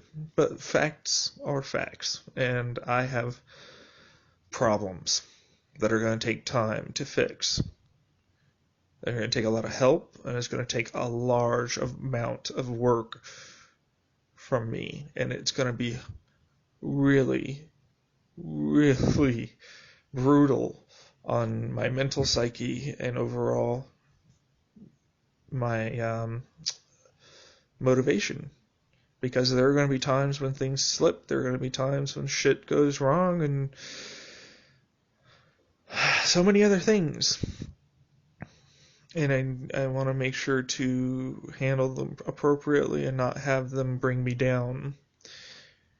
I'm concerned because that's more of a possibility than ever before. I have a mentally unhealthy individual that is primed to try and sabotage me because they see me getting better. And anything that I may or may not do that they don't like immediately gets poo-pooed. I have another individual that isn't here. When they are here, while nice, cannot help. And two others, one cannot be here, and another has their own damn life. And honestly, both of them are not suited to help or even really be open to it, truthfully, because there are issues with that as well. I have my mental health care professionals and my doctors, psychiatrists, and all that. But they're nothing. They're just what they are, and nothing more.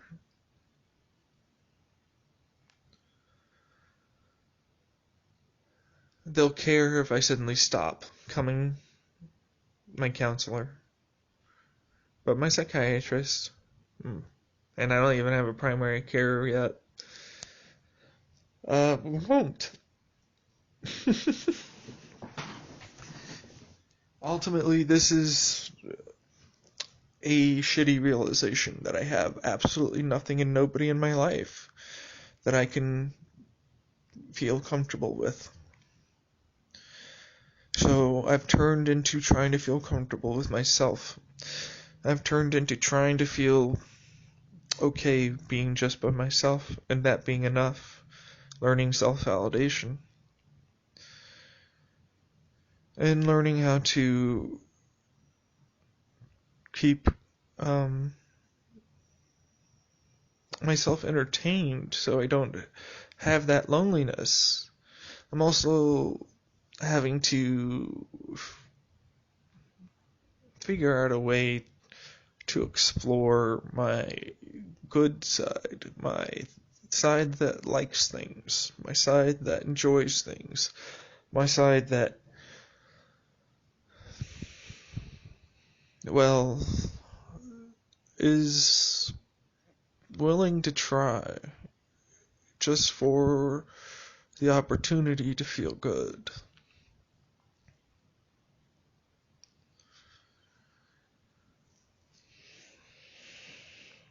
He's there, and I'm excited about moving forward and creating a better life for myself, but I'm acutely aware of the true work involved. I'm not kidding myself.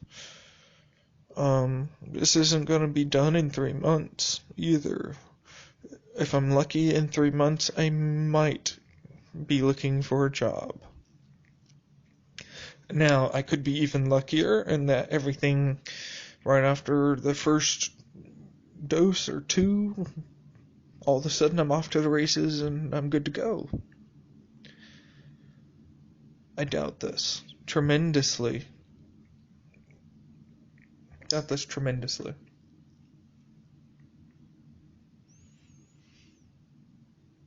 I'm not saying there isn't going to be some change, but I'm aware that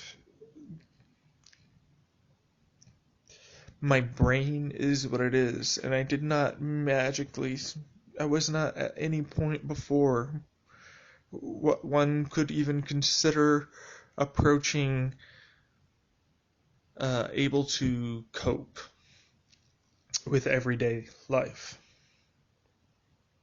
I felt better. I felt like I was onto something.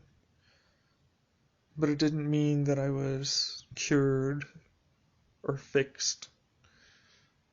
Didn't mean that I had gained some sort of extra knowledge or anything that would change the situation I was in. It changed how I treated people, that those experiences I gave myself through transcendental meditation and cannabis.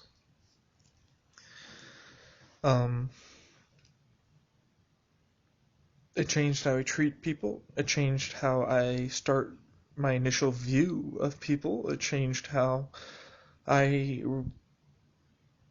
approached problems in my life. And I got that going for a good month and a half before stuff got to the point where it did. And continued to get worse and worse and worse until it boiled over. And then I've spent the next year cleaning up. I can't do that again. It is a cycle. And I'm realizing it's a cycle of abuse. It's a cycle of re-triggering of events. It's a cycle of sabotage, not from myself as much as it is from the people in my family. Help is not existent. Even if they know I have trouble and need help, or they wouldn't, or my sisters wouldn't, but they still don't want to help me. They know I need some change in their behavior to help with a little bit. I'm not talking about much. I'm just talking about some of the way they phrase things. I'm met with heavy resistance. And in general, I just have a unfortunate side effect of being in a loop, trapped in this bubble, unable to get outside. At first it was fear of others, or fear of financial, meaning, can I even afford to do this? Go out and meet people and just fuck around. Truthfully, I haven't looked into it since it was 2017. I believe there's a possibility of me doing it. I believe it's on my list of things to do coming up soon. The current thing is going to be this, going over my past. It's going to be really shit, because my past sucks. I did a lot of shit that I'm ashamed of, and I do not like the fact that I did in my past. But that's there for you to learn from, explore, and feel, and ultimately become better as a result. Obviously, I know what I did was wrong, and I know I should change it. What I don't know is what actions were wrong, how wrong they were, and, quite frankly, if it's as a result of the people around me, or if it's an actual thing. Because you see, when you live in an abusive place and household, the people there will force you to be whatever they think is correct, or try to force you to do that, and will act accordingly to dissuade you from acting in ways they don't want you to. And in general, it's usually anger, screaming and yelling, crying, threats, ultimatums, stuff like that. Anybody should feel that they've done this to a degree. If you haven't, you're rare. You're on the abnormal side. Most people that are in America that grow up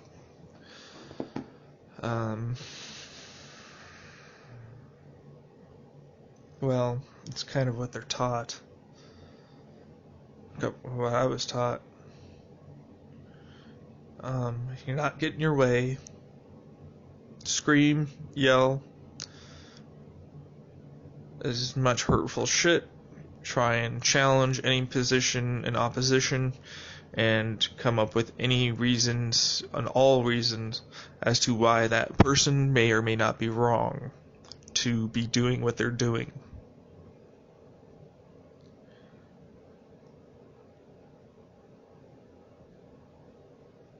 I learned that.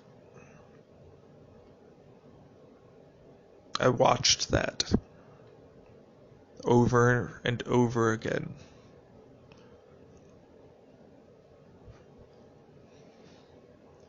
And I know who I watched it from. It was my mom. My dad's deserves better. He was an easily manipulated individual. He fell in love with a psychopath, in my mind. She's real good at convincing others she feels. She's got amazing crocodile tears. And she knows how to sound convincing when she has emotions. Or, quotation, emotions.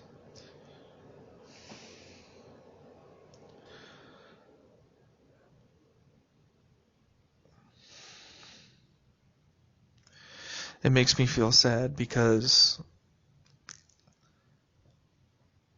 not because what you might think, but because if my dad stays with her after I leave, I'm never coming back.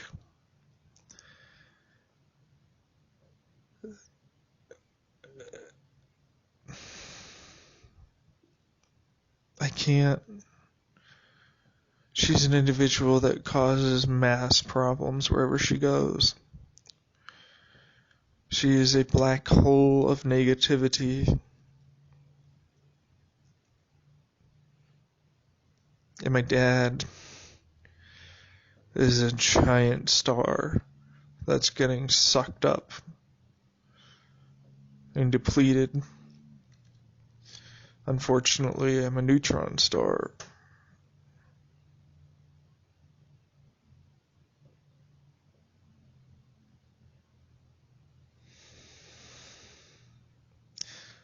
So I took what I could from that accretion disk, and for my dad, created my own giant sparks and problems. But now it's time for me to come up with a jettisoning maneuver by using my mom, or in this case the black hole, to our advantage to escape.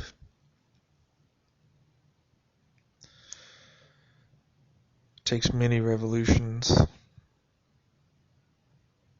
and much planning and execution to pull it off.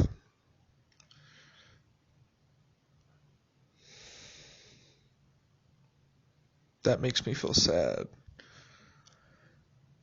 It makes me feel terribly sad about the idea of basically abandoning my dad because of my mom, and abandoning my two sisters because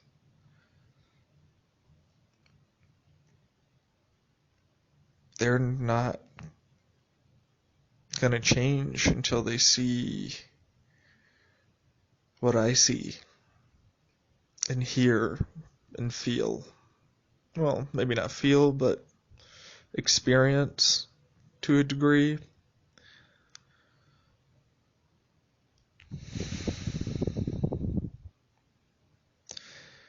They only have to deal with her for short periods of time when they want to.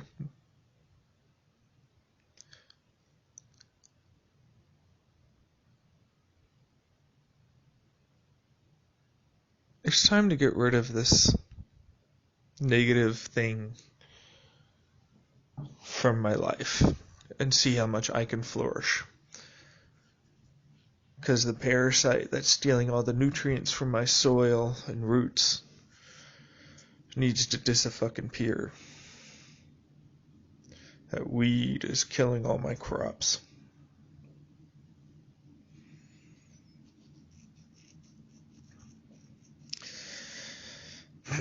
However, I'm very well aware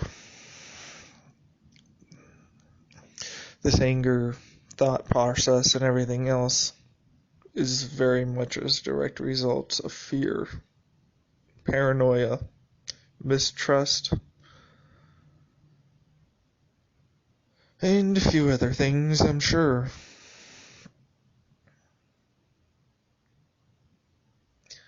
It's possible. I don't know what's going to happen as I get better here. Things can be very drastically different. But based upon past experiences,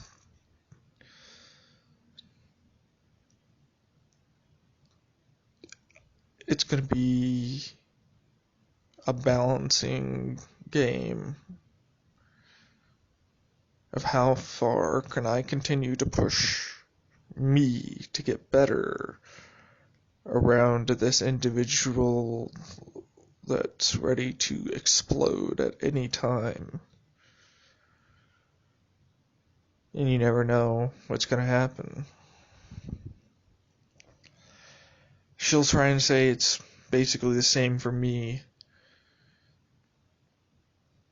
I'll get that I definitely have my moments of anger, for sure.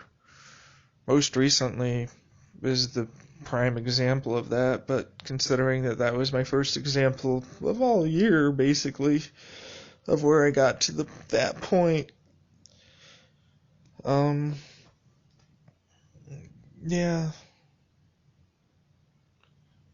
And I've got to realize that she does care for me. She does care for me, and she does have her own issues, and she does have trouble. Unfortunately, I also have my own, and I need to focus on that. I'm enabling her by doing what I do and continuing to act how I act. I'm giving her ammunition, as I was saying earlier, by continuing to have these outbursts and other moments where I try to control the situation or talk over or get aggressive and start explaining why they're wrong or any of these things.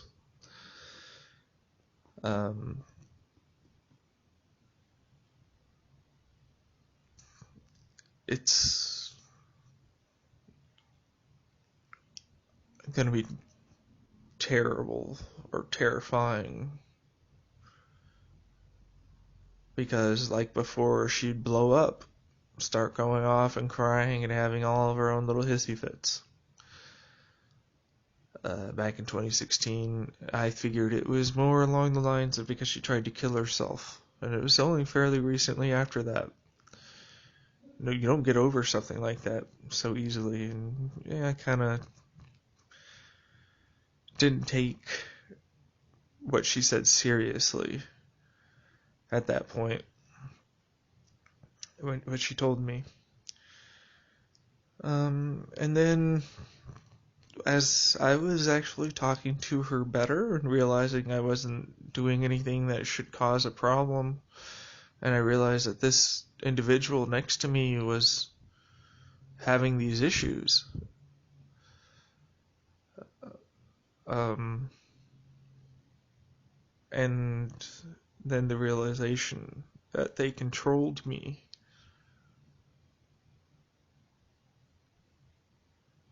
is something that put me into a mental space that I could really get away from. It was a true realization that my mom was more or less my enemy. However, I feel like that's a bad way to put it now. My mother is a entity in my life that will more or less cause issues. More until the day I die. If I can't change. I understand that I can get back to where I was in 2016 and be even better than that in terms of my ability to control my emotion, or not control, but control myself through my emotions and be able to appropriately talk in a good manner. I believe I'll be able to get that done. I do not believe it will change what ends up happening towards me or to me.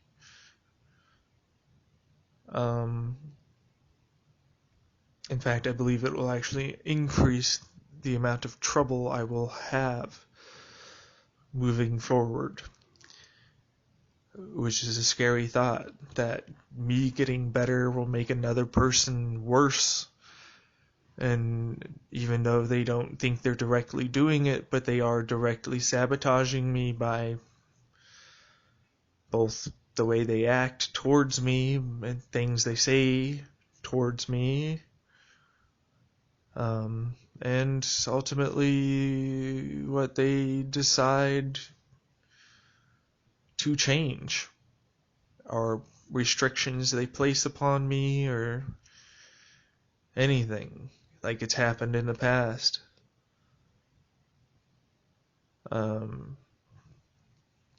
So yeah, I'm afraid of it. I can't let that fear stop me from trying to get better. I can't continue to let another person control me in such a way.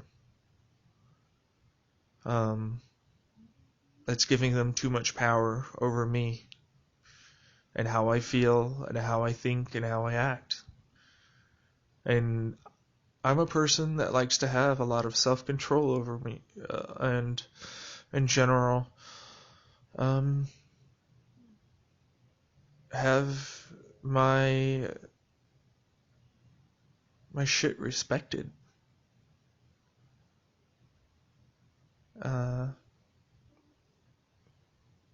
So yeah, it's gonna be tough. I can't predict the future, and that's ultimately what's causing me some of my anxiety. This is where the practice of letting go and meditation helps. You don't need to get fucked up. You don't need to do anything. Just breathe in for about 4 seconds. Hold for a few pauses. Slowly release your breath. Do not... It's... slowly and in a controlled manner. Then wait with no breath for a good few pauses, and then re-inhale. Continue doing this while trying to picture in your mind's eye something that is pleasant. It doesn't really matter what it is. On all honesty, it could be a picture of I don't know, it doesn't matter really. It can be anything. As long as it makes you feel comfortable. And it's you in a safe place. Now, this is where the tricky part comes in for letting go in the whole transcendental meditation and stuff like that. You're going to start imagining your emotions now in color format. Your feelings, your thoughts, your predilections, habits, all of it, for me, was laid on a grid. A bunch of little dots, all interconnected. A whole blanket, each one either risen up or pushed down below. And I imagined smoothing this grid out so they are all even, and it was spread out throughout the entire universe. And all the little emotions died down, or the negative thoughts rose up to become neutral, and everything else in between. Your results are entirely up to you. Do not think that just because an individual maybe on YouTube is going through a guided meditation for you, and they come up with stuff that you don't particularly think is pleasant or right for whatever reason. Do not think that you have to force yourself to continue seeing it their way. Everybody has their own interpretation of their emotions, feelings, in their mind's eye. It all comes up differently and in various ways. And how your mind chooses to present it to you that given second of that given day is very much entirely dependent on what it wants to do. And oftentimes tries to present it in the most simplistic, straightforward way, if you can imagine. That is an analogy. It's actually really simple. You don't have to think too hard about what it might be. You should, if you're looking, over time, just sort of know. You won't even really have to think about it. It's your first gut reaction. This is the reason why. That's it.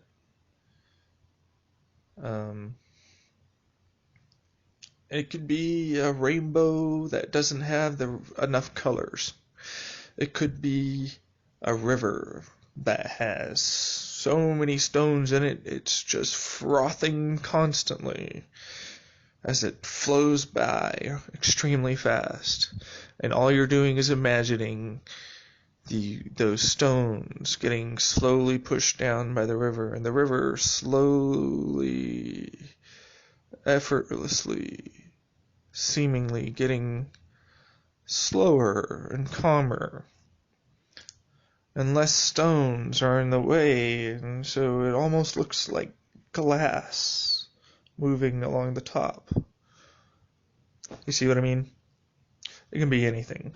It doesn't matter what it is, as long as it's taking the overall chaoticness that is your emotions and feelings, or emotions and strategies and thoughts and all these things that are just swirling around in this storm inside of you, in this chaotic mess, slowly but surely coming together and dispersing at the same time. You can see the calm creeping in and the chaos spreading out and going away ever so slowly. Continue your breathing. You match it. You inhale, thinking of all the calm and good coming in. As you exhale, you are pushing away those clouds and chaos. And you continue doing this and doing this and doing this until eventually you just get to a point where you feel calm again. You feel okay again. And you do that for a little while longer, and then you open your eyes or you do whatever and you're done. It's extremely difficult.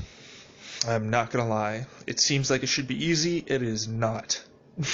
It really isn't. Here's the thing.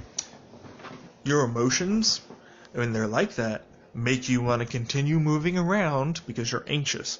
They make you want to continue ruminating because you're anxious. They want to make you continue trying to place the blame because you're angry, trying to shove aside responsibility because you're angry and defensive. And then there's the mood of your depression playing into it, saying, oh, I'm so bad, oh, I'm this, oh, I'm that.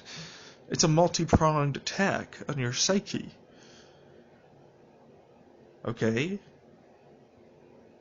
And it's being done by you. And the only thing that's going to change that is you. You're going to have to put in the work. You're going to have to sit your ass down every damn time that this fucking happens.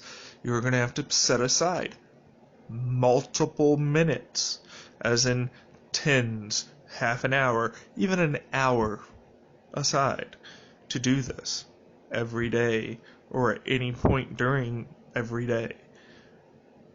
Eventually, you'll be able to do it faster. Eventually, you won't even have any need outside of the mental imaging, picturing it happening. You won't have to sit down and breathe or anything. Just picturing it calming down will be enough. Taking a deep breath, a few deep breaths even, and that can help calm down. It is a learned response to trauma and triggers and stress and problems. It's a healthy response. People don't teach you this. What they teach you is to get angry and try and do something, whatever that means, about it. Fact is, there are a lot of situations and things in life that you literally have no control over and cannot do anything about. No matter how angry you get. But that doesn't stop people from getting angry. So what do you get?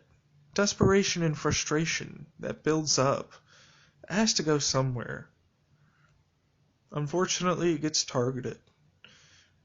And there are plenty of people at the top that are willing to point you in a direction that they think is reasonable for them.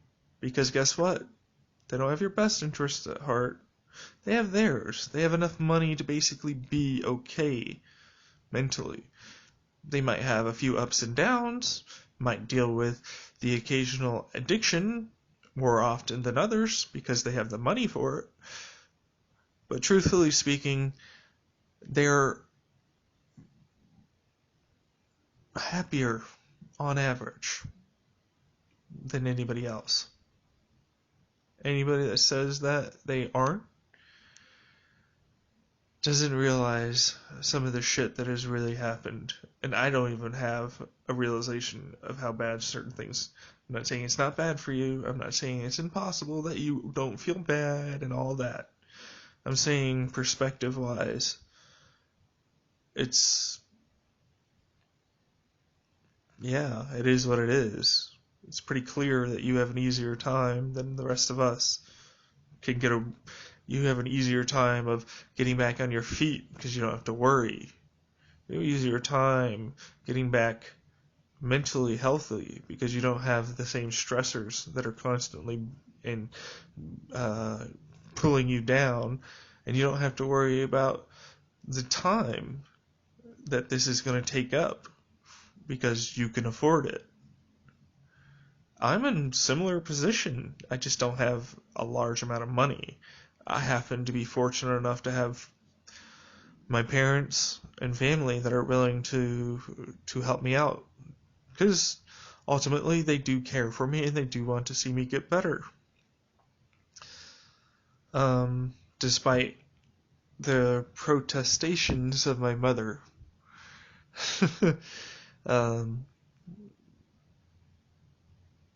But yeah, it's people. It's a disease. This lack of mental health care and properly showing people how to do it. It has been in America's best interest to ignore it and instead focus on consumerism. because they know if they were to focus on some of the issues that the people themselves, their emotions, their feelings, and everything else, they don't get to do what they want to do. That's a psychopath. Corporations are entities, remember? Well, they're entities in a dog-eat-dog survivor world. Their only, and I do mean only, obligation is to continue to be profitable enough to continue moving forward and being a business. That is their only tool that is their only basic criteria for them to exist. All the little worker ants and bees that exist within their cubicles, that do their individual cog turning to make the inevitable money go into the person at the top's account, who then distributes it down, is, well, psychopathic. Because it has to be. It cannot care about the wheels of the machine. It is a machine that thinks it's alive, and therefore does not have the emotions, does not have the restraint, and does not have anything else that it needs to be human, but is still considered one under the eyes of the law. So, under the law, all the little things that it does is fine. In terms of, if you were to look at it as being a human being with a bunch of cells that all were doing their work, that these individual types of groups of cells make up, that's right, an organ, which then makes up something else that, as it's a big deal to have an organ. They do have specific functions in the body and are important. However, what does the body do when something's damaged? Tries its best to repair it. Usually this means getting rid of the cell and making a new one. Well, businesses are the same. Organs that fail get replaced if they can be replaced. Individual cells get replaced all the time. And, quite frankly, the whole damn thing is operating based upon whatever information or nutrition it gets fed, which can be a lot of shit. So, yeah. But yeah, if corporations were treated like humans and they were forced to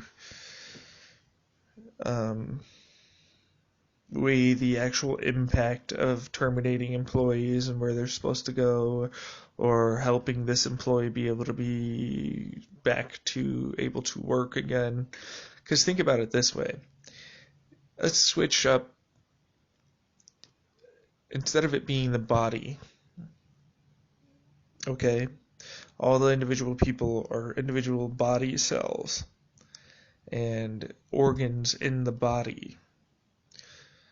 And you switched it up, and instead of it being that, it, thanks to laws and regulations, suddenly it became more along the lines of each individual person is more like a neuron, and groups of neurons form, that's right, parts of the brain, which all work together to do a individual task, right? You can't get rid of neurons.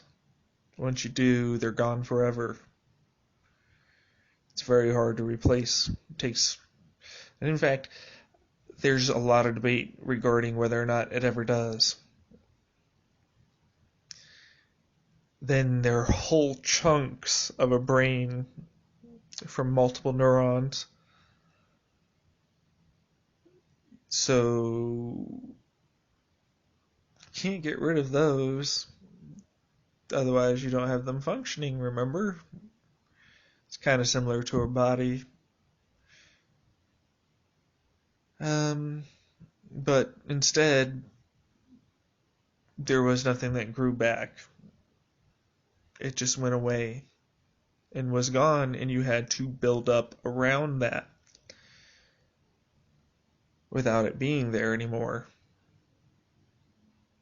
Until you somehow magically got the stem cells or the probably just stem cells. I can't imagine people growing individual parts of a person's brain and then implanting it and trying to connect it. Just doesn't seem like that would work very well. Yeah. If corporations were treated in similar fashion, or at least they increase the importance of the individual cells, then that would probably destroy the ability for the U.S. the world economy to function. It has been functioning off of slave labor for a long time. And anybody that goes, that's not what we do, I'm like, it doesn't matter what you do. The majority of the world's economy is based upon slave labor given to richer nations. And whatever doesn't gets get back to them. It's a terrible system. I mean, there are a lot of terrible, deep-rooted problems everywhere throughout the world. Almost all of them can be explained away by one simple truth. Human beings are greedy. Greedy in the sense that they want to always be feeling better, or feeling like they are doing better than they were previously. That is a fundamental, just straight up ingrained into us. It is a fundamental thing of your brain.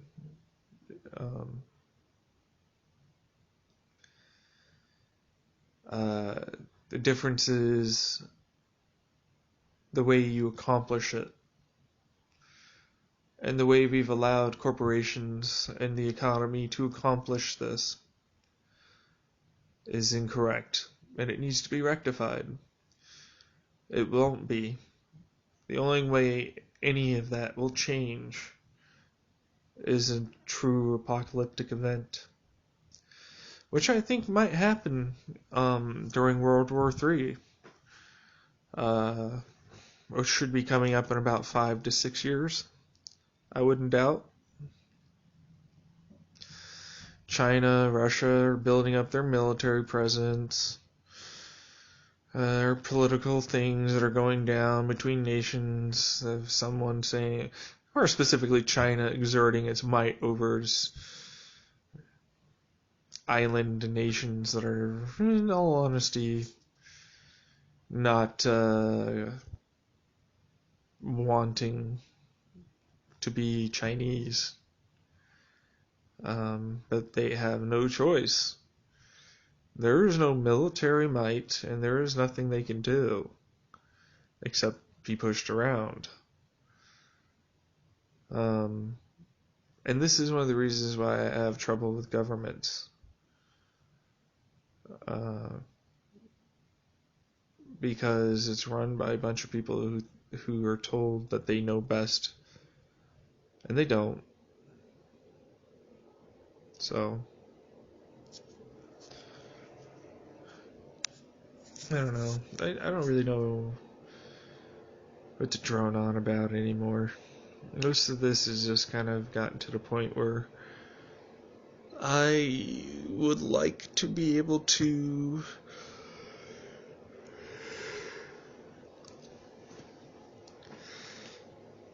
I like to be able to skip ahead, but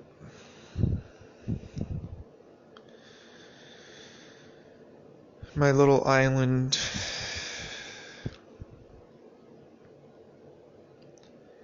I've created for myself needs to be left behind. Left behind and remembered fondly. I need to pee. Alright. Yeah, that tiny island thing.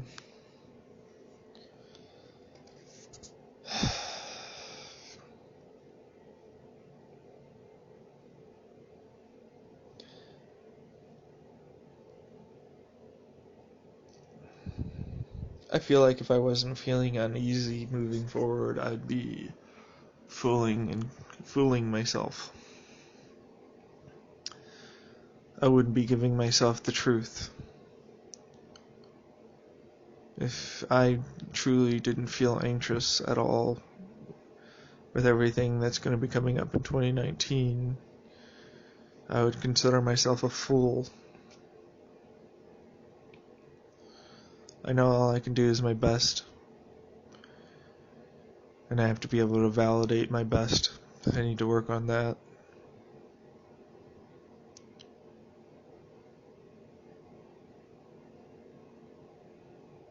I don't know if I can do it. I have doubts. I do. I have doubts that I'll be able to continue doing it, even through all the rough times and anything else that may show up, because I don't have support, and I have to do it all by myself. And it sucks because I wish I could ask somebody, but I can't.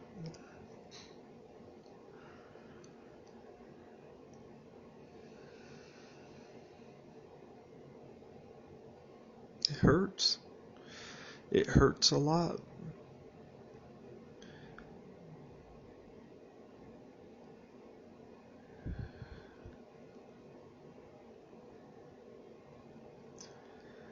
I've built up a significant skin when it comes down to rejection of my family, ostracization, being alone,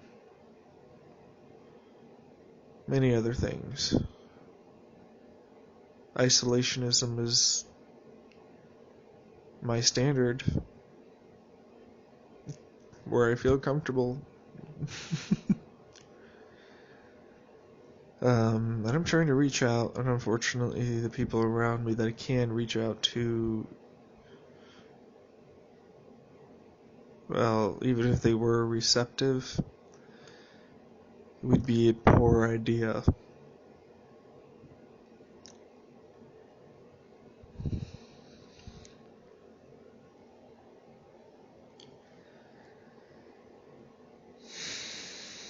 And I hope that my doubts that I have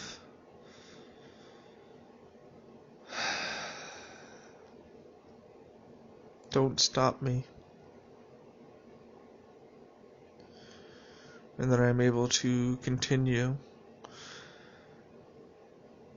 Not only continue on with what my plan is, but continue forward and getting better and moving on in my life from the abuse that I've suffered, and no longer allow it to control me. Because that is what it's doing. It's not the people, it's not the place. Nothing is going on other than allowing myself to get controlled by my own emotions. And I don't like feeling out of control anymore.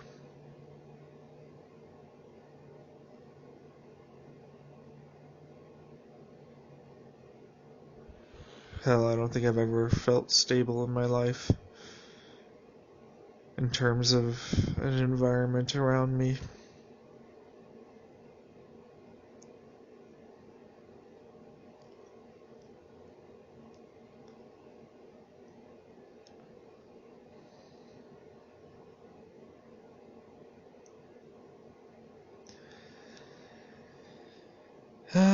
I'm gonna end it here.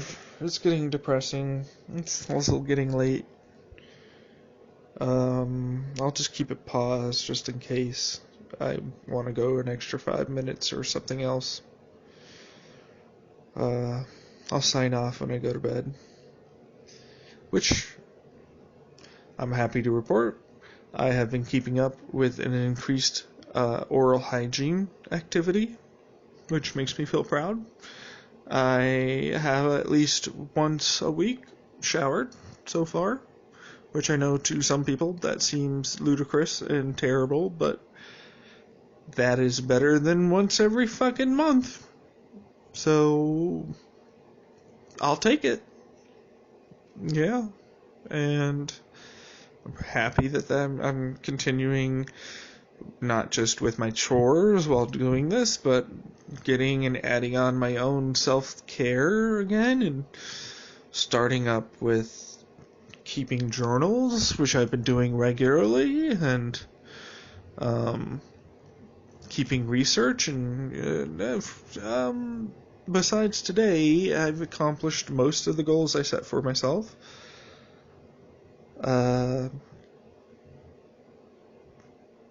So yeah, happy, but I want to improve on that a lot more. Try and come up with more or less a list that I would like to do that day. I'll probably either start doing that soon, or if not right now. I don't really have anything on my list. That's not true, I do. I just don't want to make one right now. I might before I go to bed, but for sure it's definitely something I want to look at when I get up in the morning and start fresh in terms of how I'm going to tackle the day. Need to get that list. I'd like to cross off some of the list. Yeah. There's a few other things I'd like to do as well.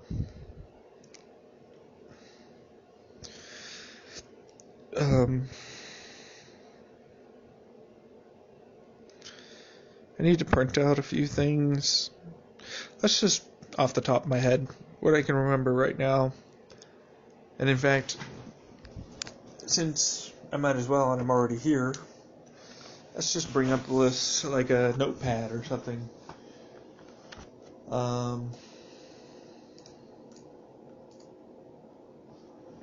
Let's see here. We shall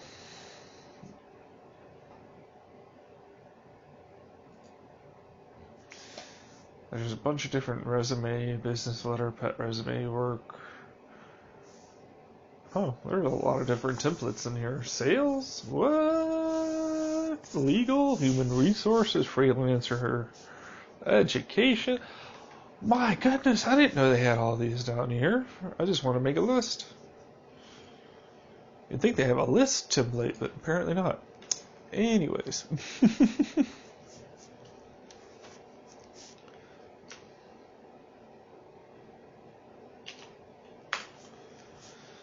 We shall do title, center, bold, underlined, and where is it? Roberto Mano. Yes, Roberto Mano. Stuff.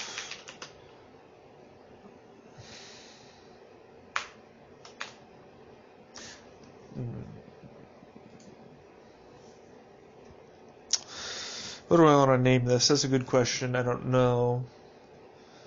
Stuff I want to do today. Stuff to get done today. To-do list. Like, ultimately, you want to personalize it for yourself, right? Because it makes you feel better. And I feel like it actually makes you want to do it. So I'm trying to come up with a good title for myself.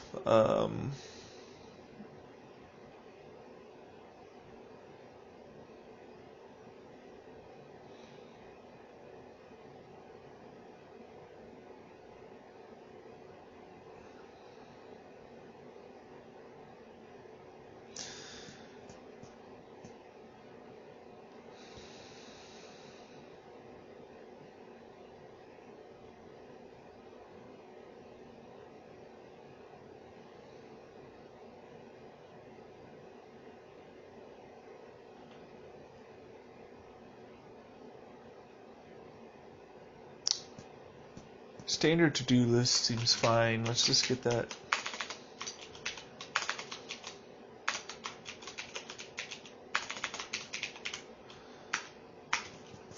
Yeah, I'll just do the standard to-do list thing format.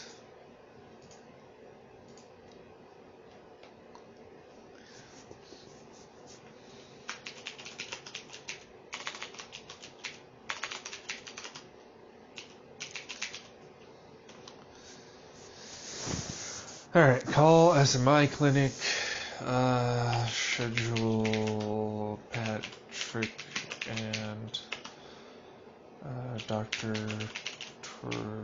Terrio respectively.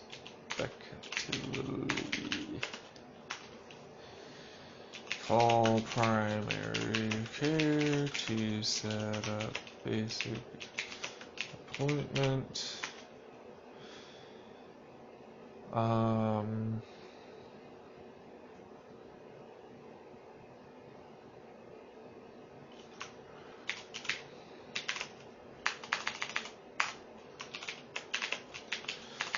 Go to Costco to get ink.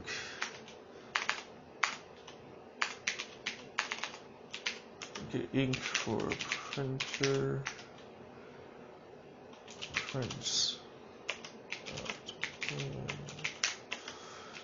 For doctors.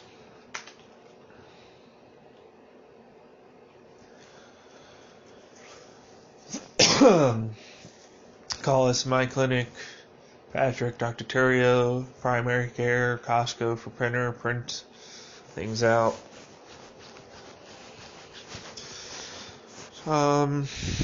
Just a few things. What else was it that I need to do?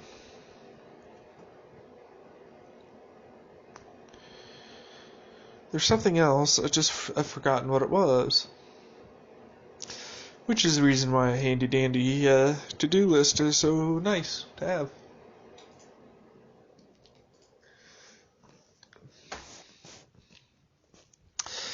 Let's see here.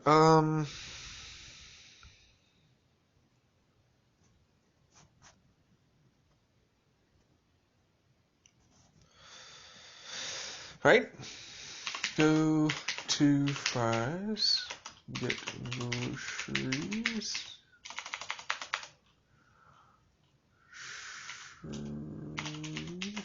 Yes.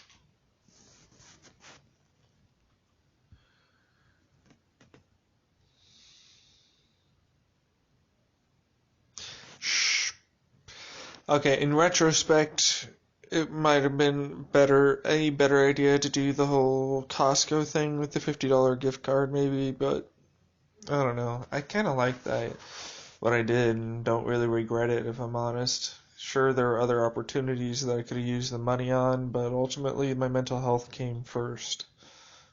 Granted, to people that say, oh, well, you're addicted, I'm like, you're addicted to money.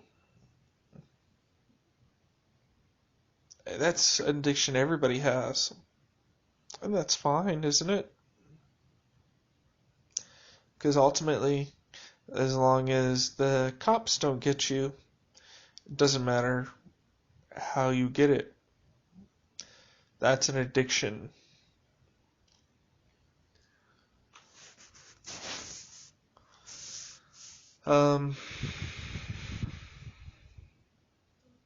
But more that I'm going to say is, fuck you and your self-righteous attitude. I understand that you're Christian, authoritarian, individual people around you don't like the idea of people having to be on a substance to function.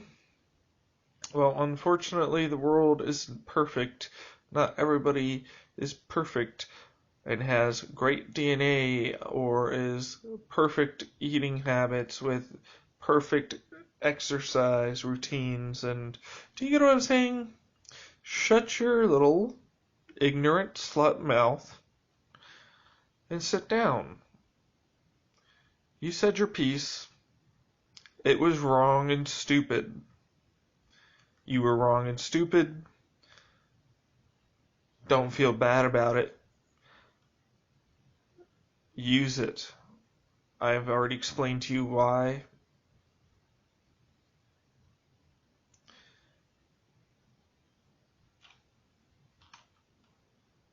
Grow.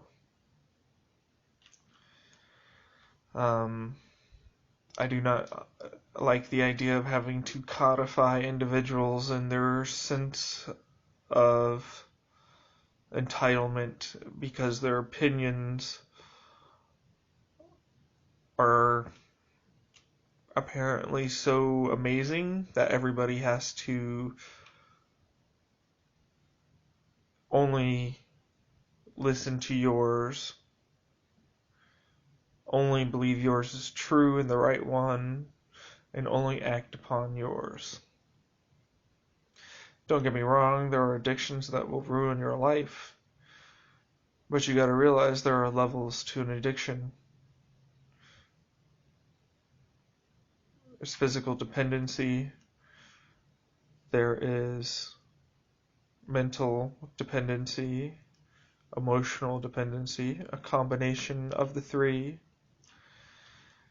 and in general, there is the habit because of the situation you're in.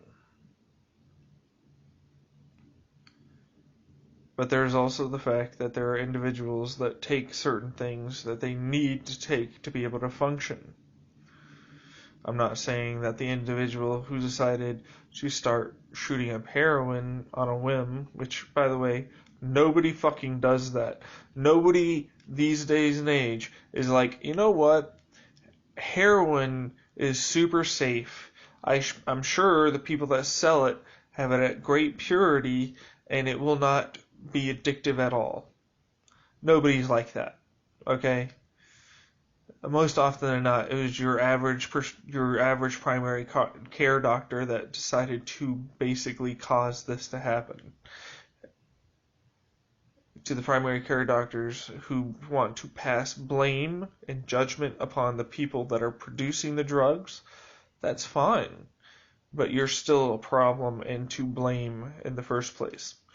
Ultimately, you are the one that is responsible for seeing and knowing whether or not this medication that they're trying to push on you is reasonable and safe. And it is upon you to tell your patients and / customers what is both safe and needed. You went greedy and went for the money. You're a part of the problem.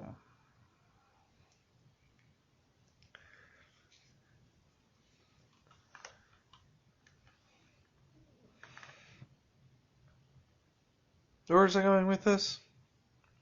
Right. So,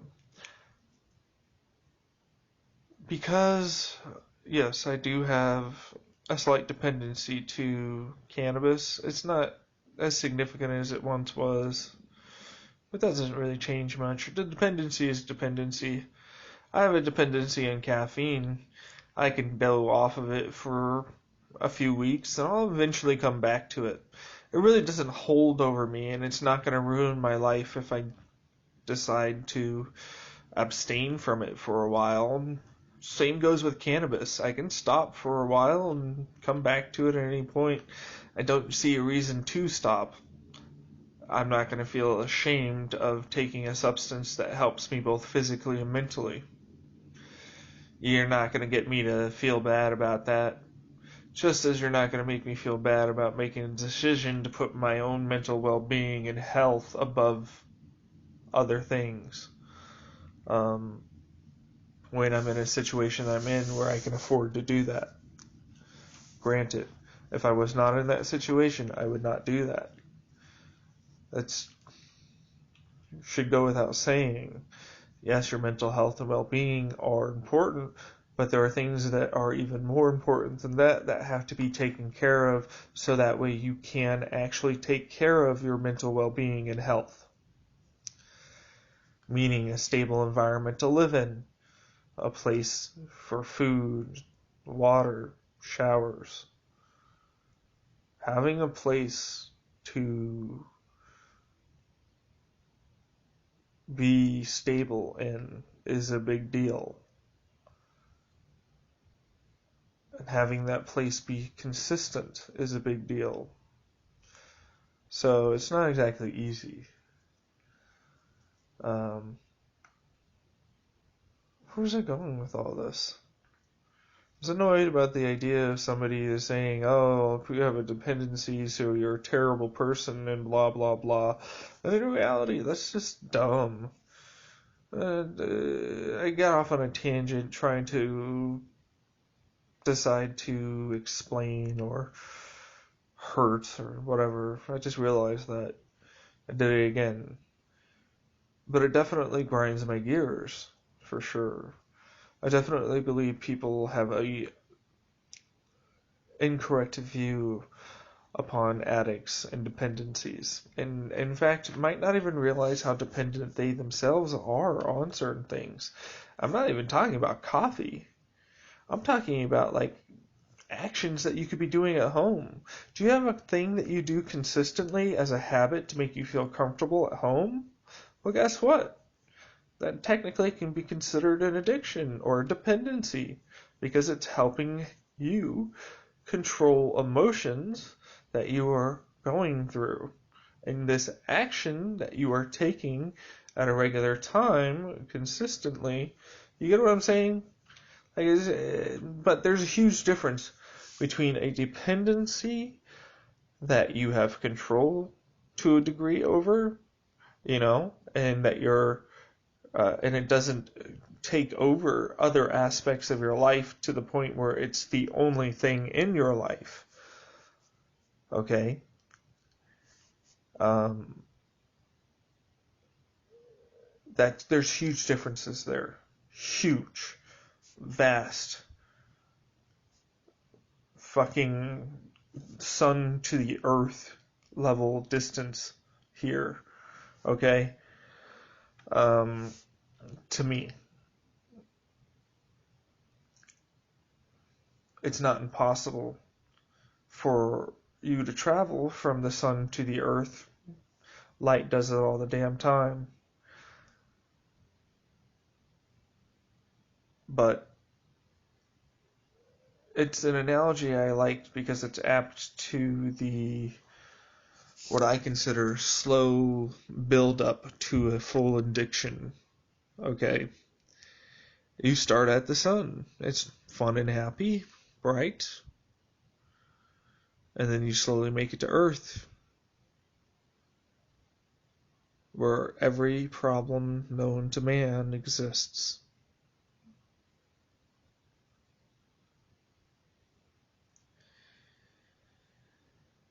There are planets in between major steps or points or junctions that you should, on the way to a full-blown addiction, hopefully you should have taken stock of along the way and realized before it was too late. But eventually you crash land into the earth. So, but yes, there is a significant difference to me between an addiction that has taken over your entire life or a dependency that is simply something that you think you like to do or like to keep in your life because it makes you happy. Don't be afraid to be happy.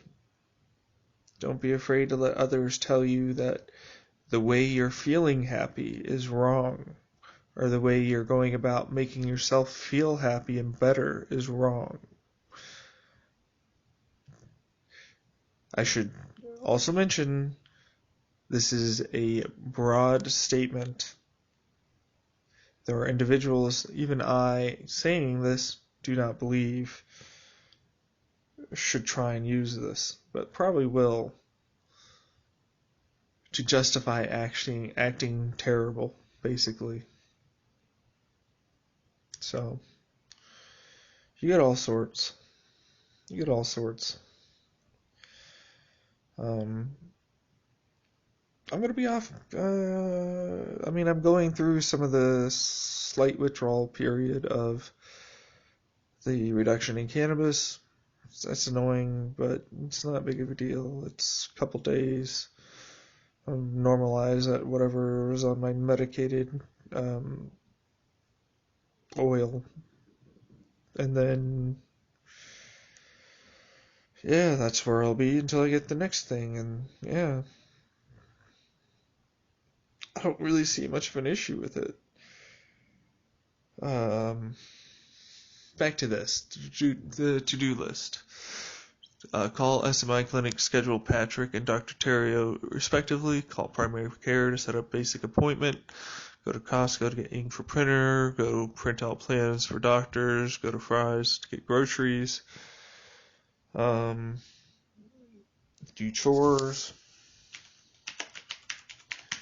I feel like that's just more of an everyday thing. You know, I really shouldn't have to put that on to-do list, but I will. Because it makes me feel a little better to have it on. Let's see here. Let's do supplemental research.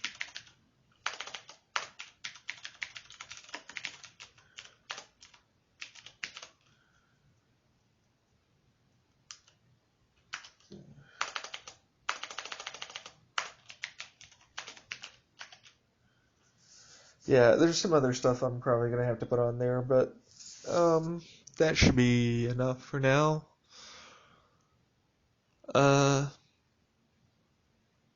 Alright, yeah, I'll pause this too. It's now 11:02. Yay! This has been going on for 3 hours and 17 minutes. It's almost 30 seconds. If anybody ever listens to these, I'm sorry I'm a rambling fool and I don't seem to just get to things. It takes me a while to realize things, and as I'm talking about stuff, I find that I actually suss out information that wasn't there before. Oh, yeah, I remember this. Oh, yeah, I should probably do this, and so on and so forth, as I'm talking. So, and I have trouble concentrating and staying on one topic, regardless. I've always had that. With my mind. My mind explodes in many different directions at once,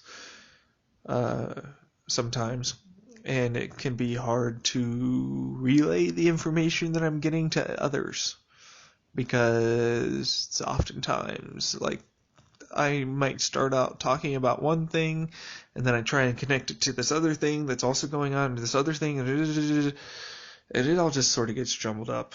And they look at me like I'm insane because I look all excited and stuff. And I'm speaking gibberish. So, yeah. I hope to create my own family that I can get that love and acceptance from. Because while it's not the worst thing in the world to die alone, it doesn't necessarily mean that I want to.